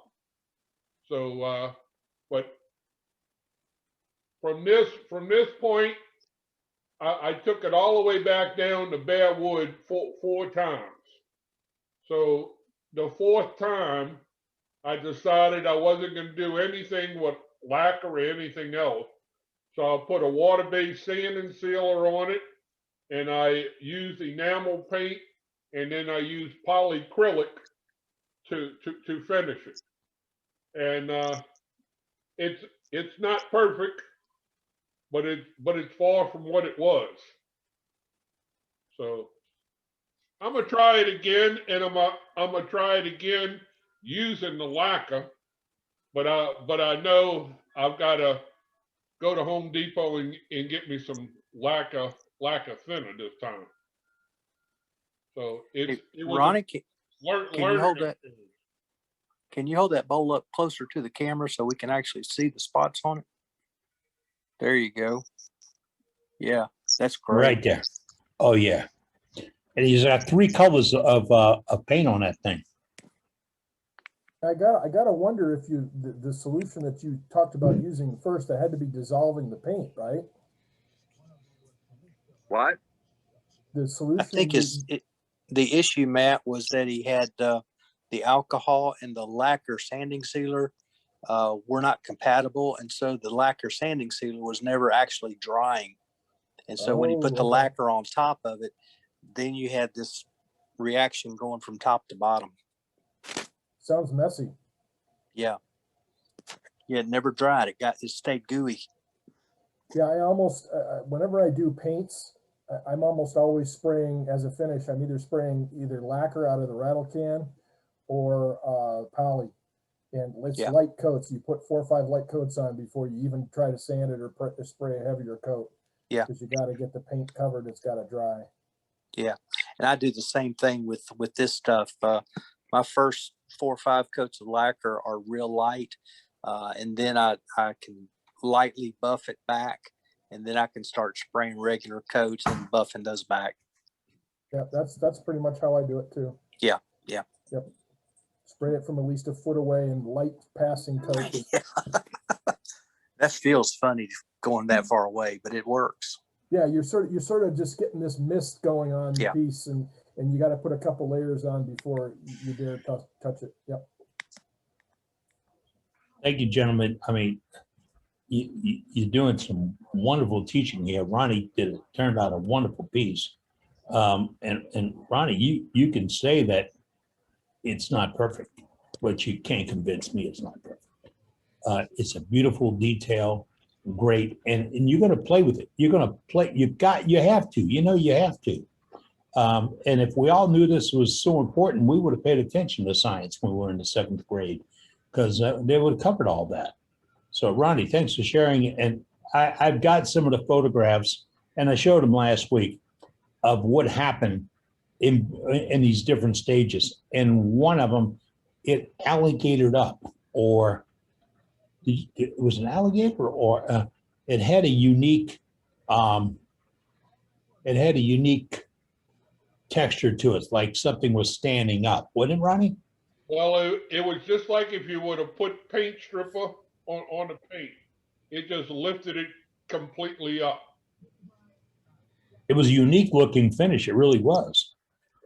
But it wasn't the one he was aiming for. So, Doug, you spoiled him when you showed him how simple that was and how good it came out. But that's why oh, wait, I got to put you on the spot. I emailed you back, Ronnie. Do you think we'll get a how-to to put in the newsletter? A how-to as far as what? What you did and what you used. Oh, we'll do something and put it in there. So it's what not to do, maybe instead of what to do. Well, I'd like to get it from you and from Doug. There you go. Let's have not 2 opinions. Let's have 2 opinions. Let's see. Remember, there's not only one way to do it. There's the right way and the other way. So, but yeah, it'd be interesting to share that with our membership. Yes, and that's what it's all about, sharing. I see Billy Bird's checking out tonight. Steve Thompson said he had to go. Good seeing Steve in this evening. He's been away for a little while, got better, and came back to visit with us. Hope to see him back again soon. We have a lot. Remember, I said earlier, we have a lot of that going on. Think about the average age of us wood turners. We're old. So that's it. If you got something to show or something to talk about, we're here. We're here for you. All you have to do is throw it in the chat, or I'd say wave your hand, but we can't do that. I think right now we have one up. Who's up? Hey, Dan. Hey, can you hear me? Gotcha. Yes, sir. All right, good. Yep. I'm gonna I got a piece that I started to do. I wanted to try Dean's little corner box that he made, and I've never used a bowl gouge before, so I started using it and it started cutting and I got carried away. So the form wasn't right, so I just made a bowl out of it, and I'm gonna switch over on my other camera. But it's the spalted maple, ambrosia maple, and it got me thinking when he said about the chatoyance in it. I don't know, can you see that really good? Oh yeah, let's see the ribboning. It's gorgeous. Yeah, and the detail of it, the inside. Oh, there it is. Look at it blinking at you. It's blinking at you like crazy. Yeah, it turned out really great. And then I'm still new, so things I do is new. This is really my first time to use a bowl gouge. And I think it turned out, it's about 5.5 inches, about 2.5 inches tall. But it was also my first time to use cold jaws to take my tenon off of the bottom. And I guess I didn't think about it, but I put them on and I thought the tighter, the better. I didn't want it coming off. And you can't see them in the camera. My wife didn't notice them, but I've got little dents all around it. I'm kind of disappointed in that, and I don't think there's anything I can do about that, right? I mean, the little dents are just going to be there. No, let's consider, just don't go as tight, or put a buffer in between. My personal opinion, put a buffer in between that. My buffer is a sheet of that a rubberized shelf liner that I can get at Home Depot or Lowe's. And I'll cut a piece that'll lay on my cold jaws. And then I push this, and it'd be larger than the buttons, push it right on there, bring my tail stuck up to give it some pressure, and then snug it down. And remember what you're doing, you're taking the tenon off. So if you can keep the pressure of the soft touch on the bottom, while you get the cut started. And when you get down to being 1/8 of an inch or so, you can back the tailstock off and make that final cut, or take a chisel to it and pare it off. So that's how I do about it. I very rarely let anything touch my cold jaw buttons. They tend to give off. Yeah, and I put a shop towel, but I guess it wasn't enough, and I did it too tight. But I'd give it to my wife, and she looked at it, and she didn't notice it, and then I told her about it, and she still didn't notice it. So I guess it's still a success. It is. It is. It's a good, beautiful turn. Gorgeous piece of wood. Gorgeous. Yeah, if the intended recipient is happy, that's all you need. Yeah, that's right. And if they don't want it, I'll get you my address. I've been able to sand those dents out when I've done them in the past. Yeah. You might try just putting some even pressure around the bolt rim too, because sometimes that can, maybe it's just a little bit of a distortion in the wood, and putting even pressure around it all will even things out. But if she's happy, don't mess with it. Yeah, I didn't know if maybe a little bit of time that it would, because it was wet. It was a piece, it was a blank I got that was wax sealed, so I mean it was still damp. I mean, not real wet, I didn't put a meter on it, but I did seal it. I got, I used the friction paste to sand, for final sanding, and then I used OB shine. So I mean, it's sealed up, so I don't think moisture is going to get in it to help pop the dents out. So I think I'll just leave it like it is. Dan, I said I don't like my bumpers touching. I have got several sets of plywood faces that'll fit onto my cold jaws face. I'll cut a piece of plywood the same size, X it out, and then attach it with some screws. And then I will etch in a circumference or a groove to match the bowl. Okay. Open it a little bit, match it, and then when you tighten it down, and remember, tighten down, you move it in 1/8 of an inch, not much more, because you want a good even pressure when you come down. And that would not be touching on 8 points. It would be touching on all 360, which is an easier way to do it.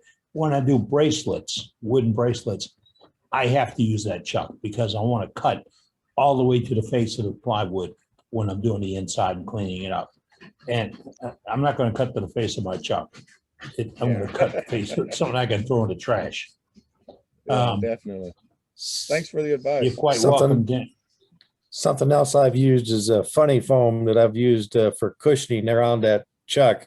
You can buy it at Hobby Lobby or something. You can get it in different thicknesses, but it's just you can cut it to the diameter or whatever you need for that. I've used it on vacuum chucks and that too for sucking up against the wood, and it keeps from marring the surface. I've done that too, and I got as much hell over using funny foam in the shop as I did bringing out toilet paper. So they all have a use. It's just to convince management of that use. Dane Chandler says small dents can be ironed out. Damp wash with the dab of water on a dent, cloth it down, and a hot iron work back and forth. And what you do, I've taken scratches out of hardwood doors that carpenters and installers didn't handle right, and they marked them with the tools and sliding them on horses. Had a little iron that you would get for using in your overnight bag, and that would generate enough heat, and with a damp cloth, and just work the creases, and I'd raise them and then sand them back out again. And that same thing, what you did, Dan, is you move the fibers of the wood. Yeah. You depress the fibers of the wood. If you can convince them to come back to normal, then you've done it. And moisture and heat are the two ways to do it. Yep. So, All right, let's go to Dick from Virginia. Dick, how you doing, buddy? There I am. I'm doing okay. How you guys? Oh, we're fine. I showed you this prototype that I did for a guy. He gave me this cedar branch about 10 inches long or so, and I made this prototype. And I asked you guys about the wings and how you made them round and so forth. So what happened was when I made the final version, the wings are still square, and I'm really tempted to round them off a little bit, but I'm much better pleased with the size of the one that I really like. Yeah, it's that beautiful, beautiful. Look great. Yeah, the portions are really good. The height and the width, they're perfect. Yeah. That's what I was looking for, is the trying to get the 1/3, 2/3 sort of thing, which I didn't do with the prototype. If I had to do this over again, I think I would round the edge just a little more like I did this one. But I think this one is just fine the way it is. Oh, it's beautiful. And, happy with the way I did it. But again, I'm looking at that wing and thinking, yeah, why don't I just take that rough corner off there with a little sandpaper or something. But I think I'll leave it alone. I'm good where it is. It's very nice. Dremel it and then sand it. Always make another one. Nice. Yeah, there's no restrictions. You can make more. Well, it was fun. Thank you, Dick. Appreciate it. Got it. We were talking about holding wood work a few minutes ago. Heard in from Cade. He's an Ontario, Canada member. And he says plumber's tape or electrical tape. I clean forgot about that. And I can't find it in the hardware store anymore. There used to be an electrical tape called a joint binder, and it was thicker than that rubberized, thinnest skin paper. It had some thickness to it, and that worked very well at going around the outside of pieces. Can't use it because I can't find it. And I really don't know what the technical term would be, so I can't go to Amazon and look it up. But it worked well. Electrical tape, be sure you want to be ready to clean it off when you get done. It will shed, both of them will shed off a little bit of blue. Yeah. Okay, we're talking about. Oh, hey, Eddie, sorry. Were you done? I can just touch on the electrical tape or rubber tape where I would put it. I wouldn't put it on the rubber bits of the coal jaws. I would put a very thin strip around the rim, just so it would have a better grip with the rubber grippers. Yeah. You don't need much because you don't need to, well, you can do a double wrap to avoid minimal denting, but really what the tape does is it's fairly loose just on the surface, and it gives more grip to those rubber grippers that overhang the lip. So you don't need nearly as much pressure, and it will keep it within the coal jaws. But yes, once you take that tape off, you might have a very thin oil or glue, but that buffs right off with 600 or 800 grit sandpaper very quickly, or even fine Scotch-Brite pad. Okay, and Dan, we're not saying that you did anything wrong in all this. We're trying to give you a couple ideas on how to improve what you're doing. But I'm going to talk about chucking for a moment while we have you. Cade, you'll agree with this. If you're not confident by the way you're holding something, don't. That's just it. Don't. If you think I can spin that without a tailstock, no, you can't. You think I can make this cut without supporting it? No, you can't. Can I take this big 1/2-inch gouge and run this down? No, you can't. You know, they all have purposes and reasons. And if you exceed any of them, you're looking for trouble. So yeah, that's why I think I was being a little extra safe, you know, and because I tightened it too tight, and then I had my tailstock up to support it, you know, so I was too safe on it, you know, but yeah, lesson learned, you know, I learn it every day, you know, I learned from you guys so much. So, well, good. Yeah. That's what we're supposed to do. And I appreciate your input, Kate. Thank you for jumping in on that one. That's the way we got to do it. Don Masterton, he's out of Australia. He says that 3M self-vulcanizing tape is what I'm looking for. So guess what? I'm saving the chat. I'll be back in my favorite shopping center tomorrow morning, which is Amazon.com. Yeah, it has no glue. It has no glue on it. It has no glue on it. It clings to itself. That's the one. Hey, yeah. All right. Yeah, it comes in black and orange. We use it in aviation as a chafe tape. Oh, yeah. Nice. Good to know. Good idea. Have to do a little more research on that, get an item number put up and stuff. And that's what we do. The only problem with shopping on Amazon is they don't do item numbers. If you know the name, you're going to find it. But I can't say I'm going to throw an item in here and find it, let you find it, because it doesn't work out that way. I bought the wrong steel cut oats today. Unless I hear about that, because I bought not 1 can, 3 cans. But we'll learn. We learn from everything, don't we? All right. Well, step is it. Rusty's got a question. Rusty, go ahead, sir. Yeah, we were talking about finishes a few minutes ago, and my mom used to do something where she took like the old mayonnaise jars that had the metal lids with the real shiny, I guess, acrylic type finish on them. And she would spray flat black oil. I think it was either oil or acrylic, or not acrylic, latex paint on that.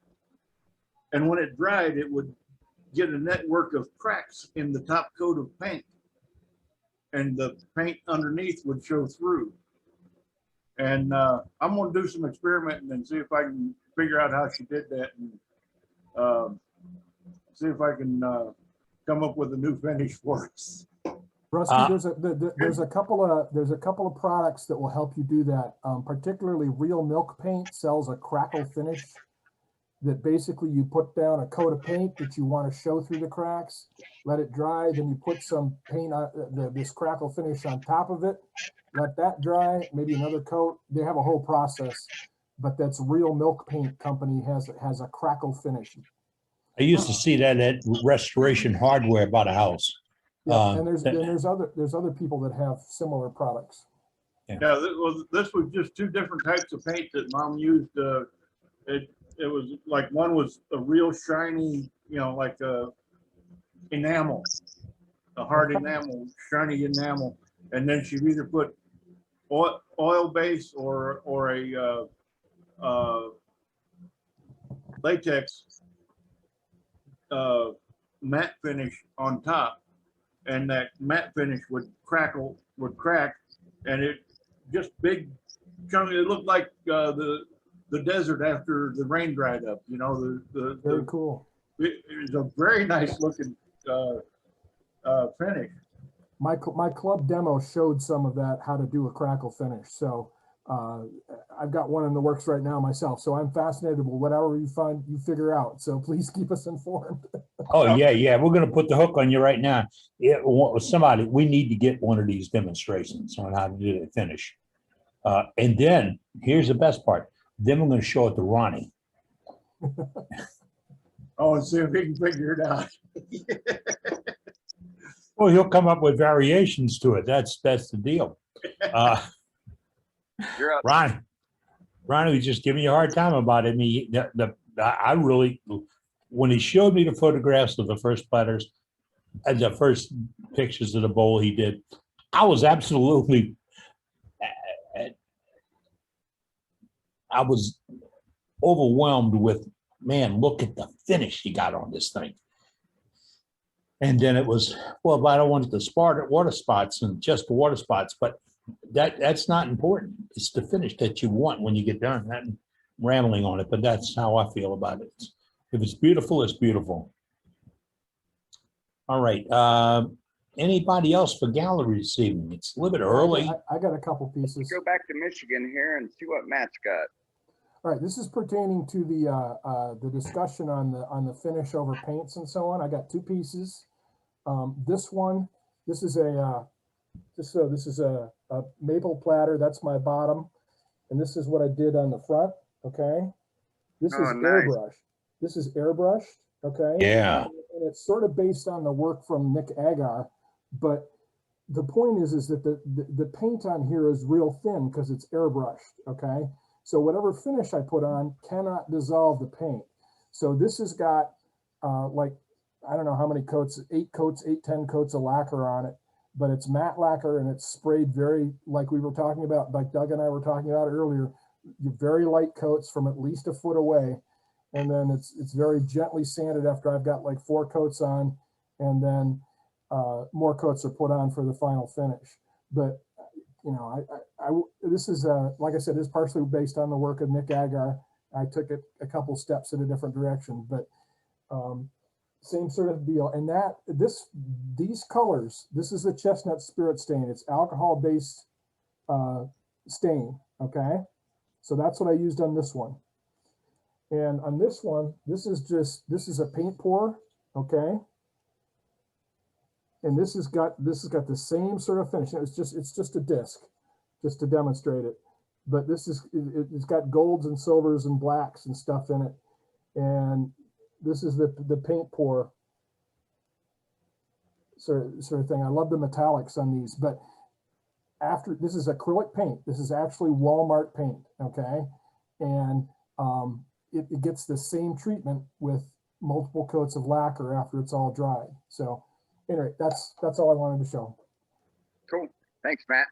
Yep. Back to you, Eddie. Okay, we were talking about, or Matt was earlier, Doug, about spraying lacquer. And I've had this conversation with numerous turners over the years about how good can it be if I'm a foot and a half away from a piece. And I think they explained it earlier. You're generating a mist. And if you go any more than that, the lacquer will weigh more than the grab or the tension that it can generate. So you stack it on there and it's just going to sag. So you think I'll put a couple of heavy coats of lacquer on? There's no such thing as a heavy coat of lacquer. There are coats and they have to be so thin.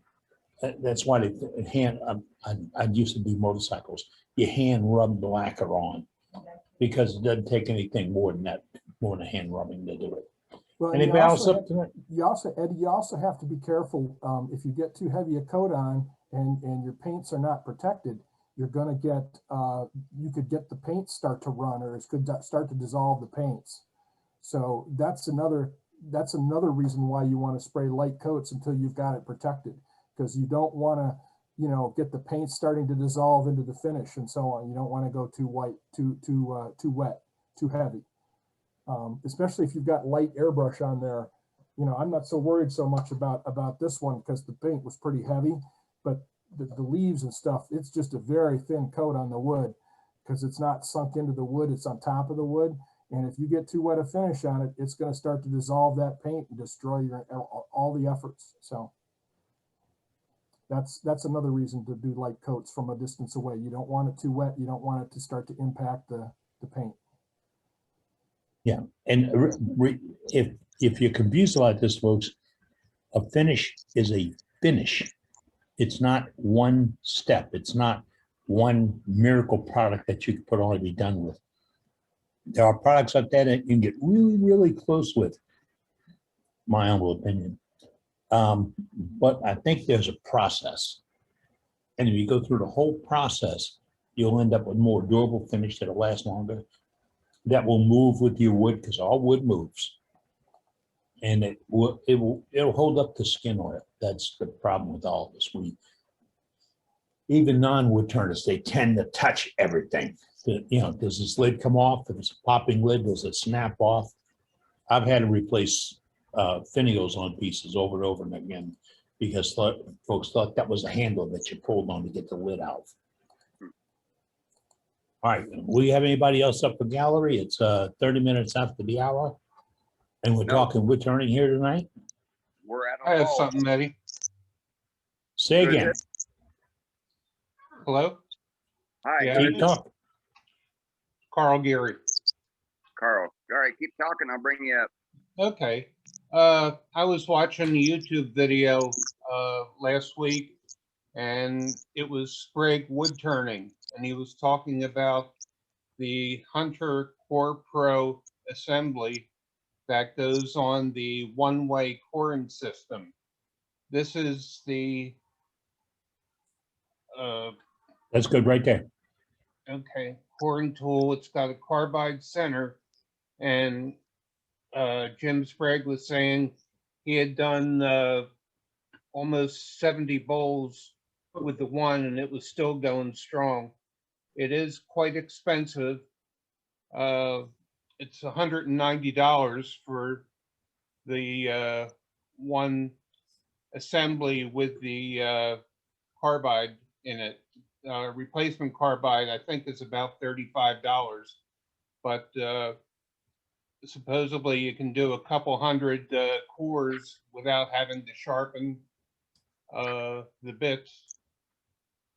It also comes with a tool to change the carbide. You can flip it around one time once this one gets dull. This is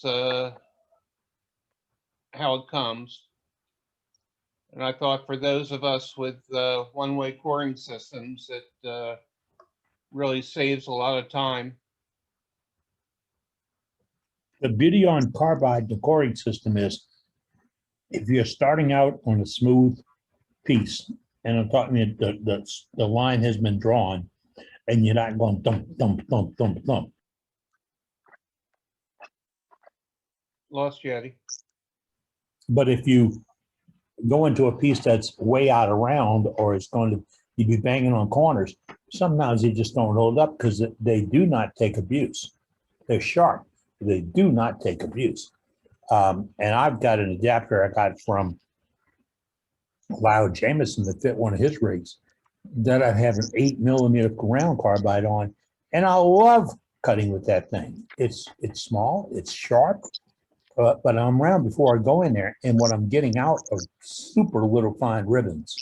And remember, you don't need a big spoon to eat an elephant.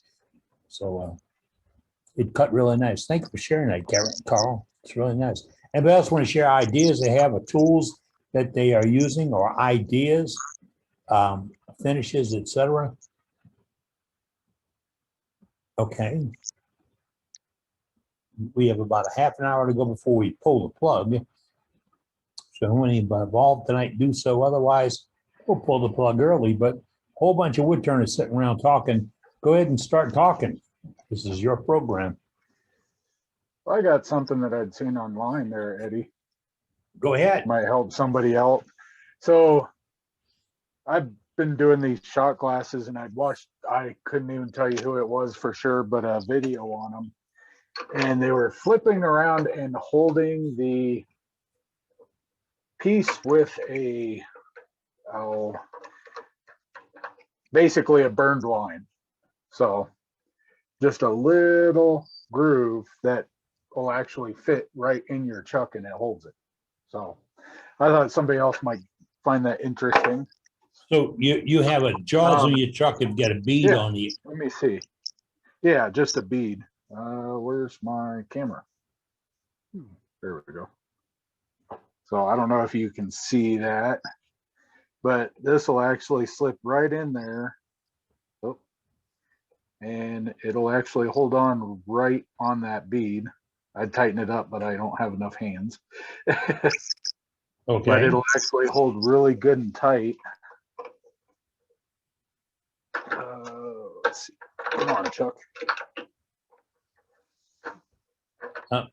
I'm not going to take any fire from you, but when I do that, I normally put a piece of wax paper around it. So I'm not. Yeah, I didn't tighten it up real tight, but yeah, I mean, there we go.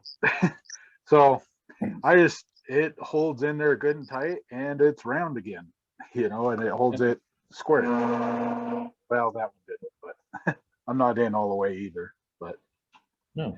Anyway, I thought somebody else might be able to use that little tip. It's a great idea. Great idea. Chucking is, if you can hold it, you can turn it. And there's about 1.5 million ideas out there on how to hold something. Just remember, if you're not comfortable with it, if you see me do it, if you see Mark do it, if you see anybody else do it, and you wonder, is that safe? Keep wondering. Don't just jump in the fire. Keep wondering. We spoke about Mark. Mark's with us. Mark, where are you calling from tonight? Hey, excuse me. I'm in Australia. Australia. Yeah. All right. It's 11:30 in the morning. I just had my morning coffee. We have Donald down there. Also, Donald Masterson's down in the area, and he's from Australia. All right. Yeah, he's about 2 hours drive from me. Down in Lara, I think. Yeah. I'm in central Victoria, which is, where do you put that? It's in the right-hand side down the bottom. Okay. Same place Australia is, right? Say that again. Same place as Australia, right? Same place as Australia, yeah. The deep, we call it the deep south. This I've got a bowl. Pretty piece. Yeah, this is we burn this stuff. It's red gum. It's real old. It's real hard.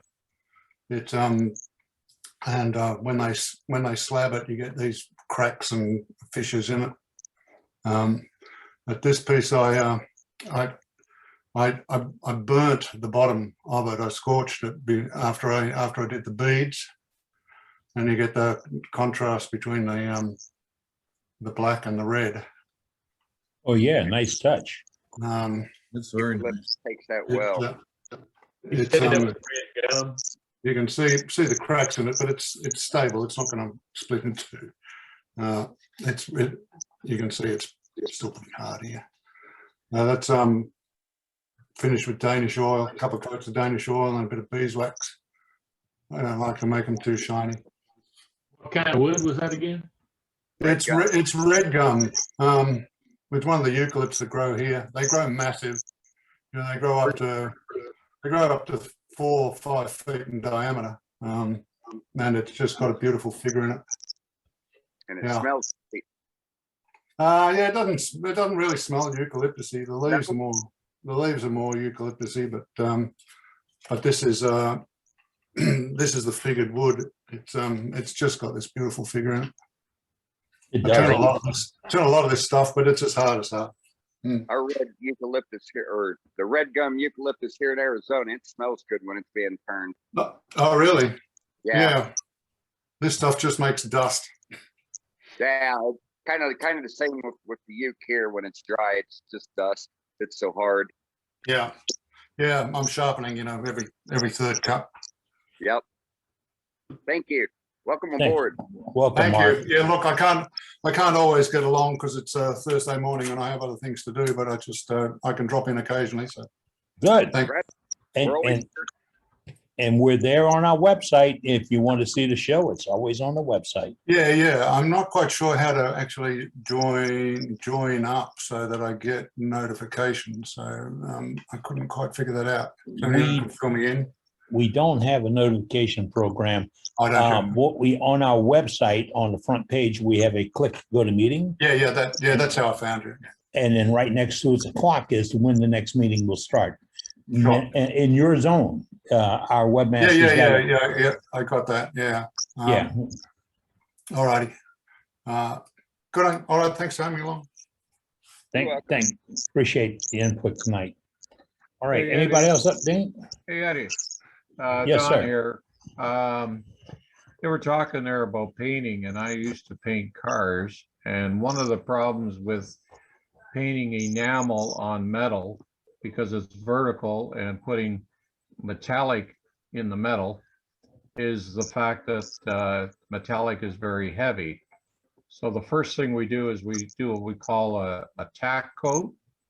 You put a thin coat of paint on, and it doesn't have to flow and be real smooth, just a very light coat.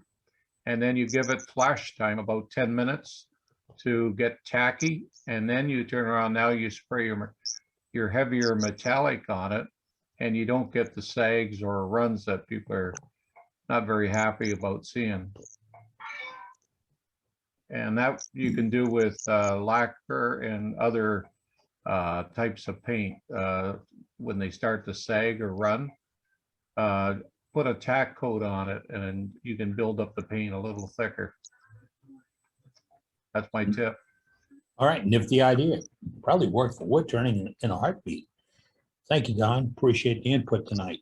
All right. You were talking about holding stuff a while ago, Eddie.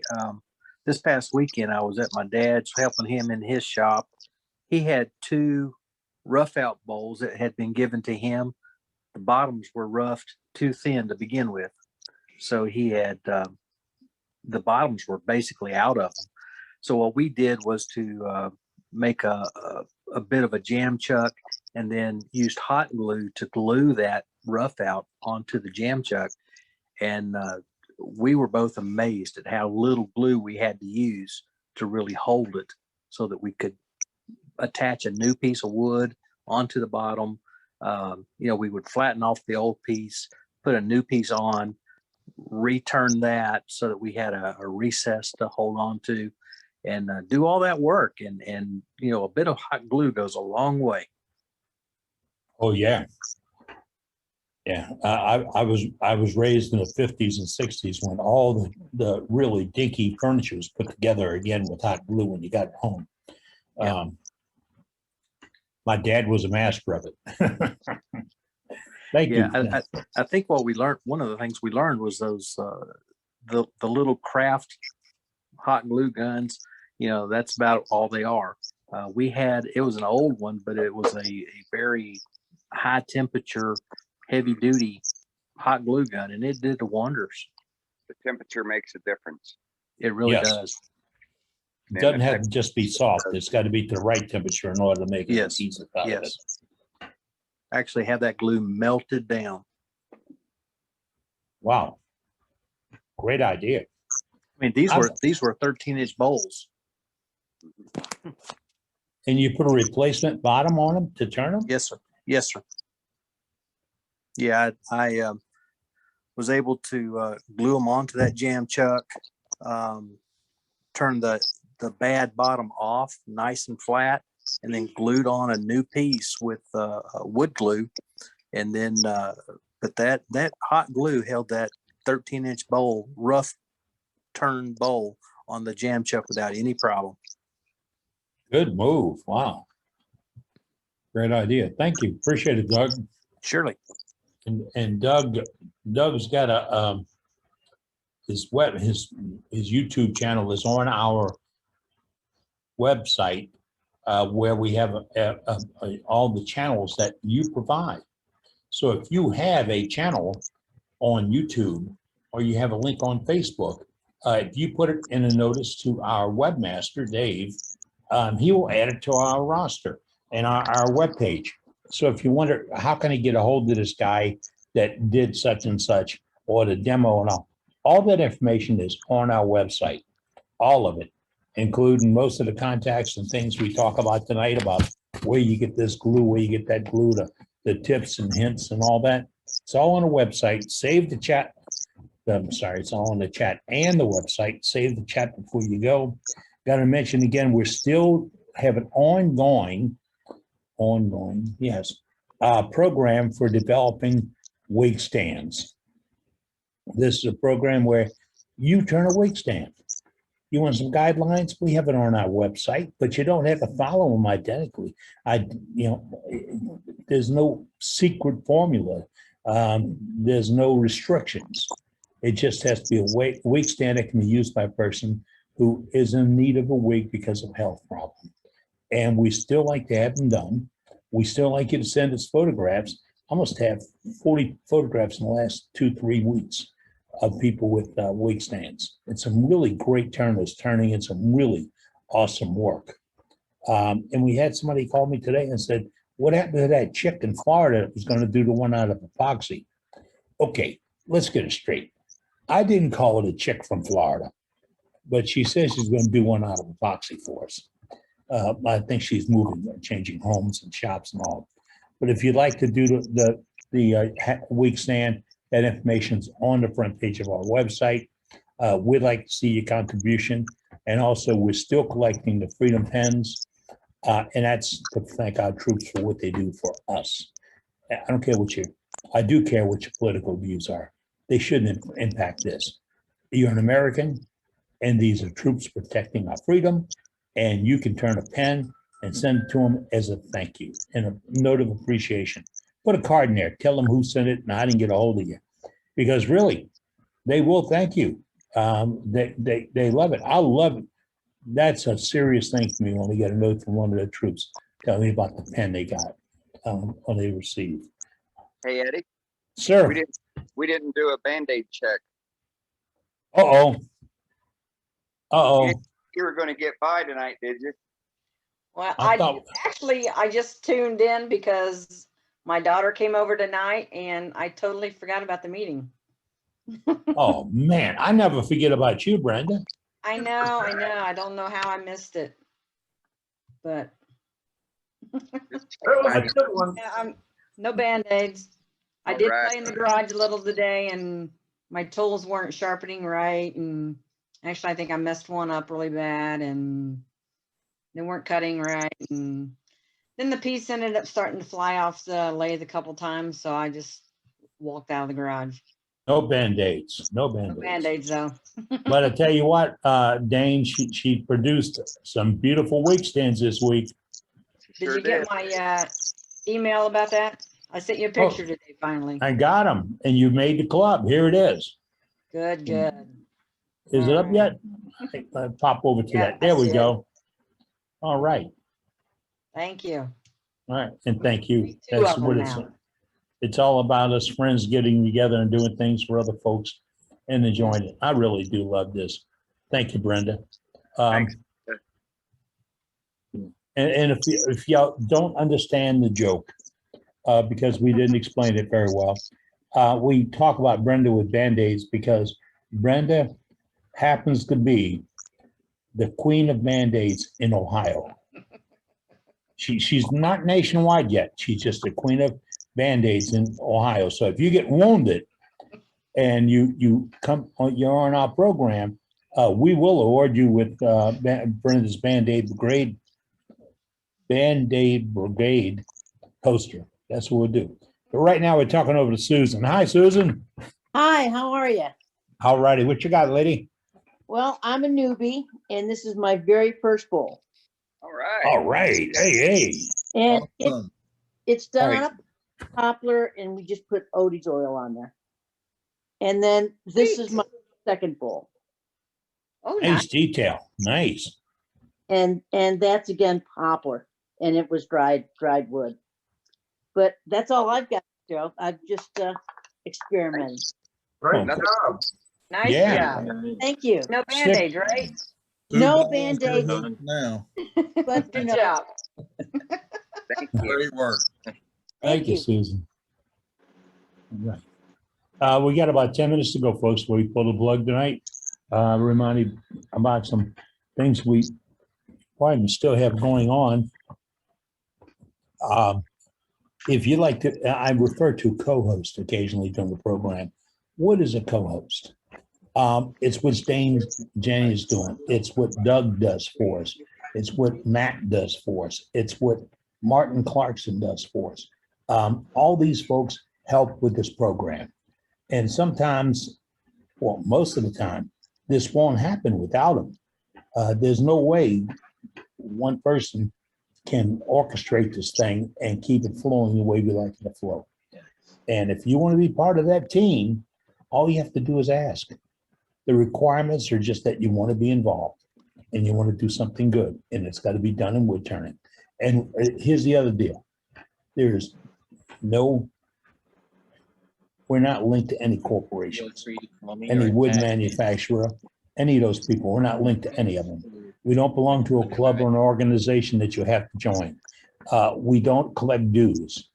We're here to talk wood turning. So let's get back to it again. If you got something to like chat about, somebody says what we just saw. It's called Off the Grid Makes. Oh, when I missed that ad. But it's on our YouTube. I guess I got to save the chat again tonight, as I ask you folks to do each week. Save the chat and you can go back and review the notes we get from what I believe some of the world's finest wood turners. Okay, I was looking at some stuff on here. Oh, I did not give up doing the poll. We talked about it a couple of weeks ago. I have to figure out how to get it on a licensing end of the program to put a poll in. And I think the way it's going to go is I'm going to send it to Trey, and Trey can insert it into the program. What do we want to poll? We don't want to find out if you need to get some savings on your car insurance, or if your Social Security number has been expired, or if, pardon? Or a car warranty. Yeah, the car warranty. I forgot about that, man. My car is only 8 or 9 years old. I got to extend the warranty. But we don't want that. We have heard, I have heard, and so is my team, because there's no board, there's no managers, there's no directors. Myself and my team have heard, can we do something about expanding this whole program? Because Wednesdays conflict with some social details, some religious obligations, some training, some work. Would we consider expanding the program? We're already 3 hours long on a Wednesday evening, and that's fine. But would we pick another day of the week and time of the day that we could do this, and always consider it's worldwide? So if we can bring more folks into play, cover more topics, get more demonstrations, this is why we'll be asking the questions. So we will get that poll and we'll put it into the program, and you can vote on it. You can stay anonymous. You can give us your opinion. You don't have to vote on it. It's just out there to see if we can get your opinion. and what we would do with it. Also got to remind you again that SWAT, that's SWAT, that's one of the world's finest wood turning symposiums, is going to be held in Waco once again this year. It is open for registration. And if you want details for SWAT, the address is swatturners.org. And that's SWATURNERS.org. Catch the spelling, because if you don't get it right, you won't get there. SWATURNERS.org. And you find all the details, see the programs, all the folks that got lined up, the vendors that are coming in or going in. It's a great program. Hope to see you there. My plan is to be there. I offered it last week. I offered 6 brand new 2x4s for a ride. I'd like to go 7, but times are rough. I don't think I can go 7 2x4s. So if you got something else tonight, jump in. Is there, I'm hearing, wait a minute. I got one right now. Gary says, I'm hearing impaired. Is there any way to caption this meeting? Yes. I have to get the program and run everything through my OBS, and I think I can do it. I'm working on it now. I have another laptop, not a new one. I'm waiting to get it sharpened up a little bit. That will be able to do that in a DOS-based program, because most of those programs to do that are Windows-based. But we are working on that because it's helpful now and then for folks who would catch the repeats later. As one guy said, if you had closed caption on it, I could watch it at work. Work? That's a 4-letter word. All right. Eddie, I think Doug Smith has a question, I believe. Doug Smith, what's up, bud? I have a question on the Band-Aid brigade. Does it have to come off a wood lathe, or can it come from preparing wood for the wood lathe? Ooh, I'll tell you what. I want to throw it to the queen of Band-Aids right now. There you go, Brenda. Brenda, what's the opinion? No. I say if you got a Band-Aid caused by working in your garage on any kind of wood project, you qualify. Then this qualifies? No, it qualifies. Yeah, it qualifies. That came from a bandsaw injury while preparing turning a piece of wood into a ball round. So. How long ago did that happen? Fingertips are limited already now. Yeah. A little over a year ago, Brenda. I underwent 10 months of therapy and 4 operations, and they couldn't save it. So they had to, well, they could save it, and it was going to be a useless appendage just sticking out all over the place. So we decided to amputate. So wow. I nominate myself for Brenda's Band-Aid brigade. Wow. Have you adapted to it now nicely, or are you still having trouble with it? It's fully functional, but I've got a lot of phantom pain. I can still feel the 2 joints that aren't there. I don't like pain. Well, Doug, you made the program. There you go, buddy. All right. Now I have a claim to fame. Yeah. And I didn't ask David, do we have a list of the Band-Aid members on our website? No, we don't, but maybe if we can get that list, I can put it up too. All right. Can we do that in retrospect? Let's just try to make it a short list, okay? That's a good idea. I like that. Exactly. Hey, I got a better idea. Let's just I not want to get a try list. for that one. Who's that? Who wants to try? If you can make me the list, I'll put it up. All right, we will work on that for you, sir. I'm back again. We really don't have a stop time here. We come in around 5:45 and we talk and chat and share ideas and tips, tricks, and stories, ask questions, etc. But at 9 o'clock, we pull in a plug. But tonight, things got a little bit slow. Our membership has dropped way off. So with that, I'm going to say that we're going to say good night. And that's for those who say it. Good night, John Boy.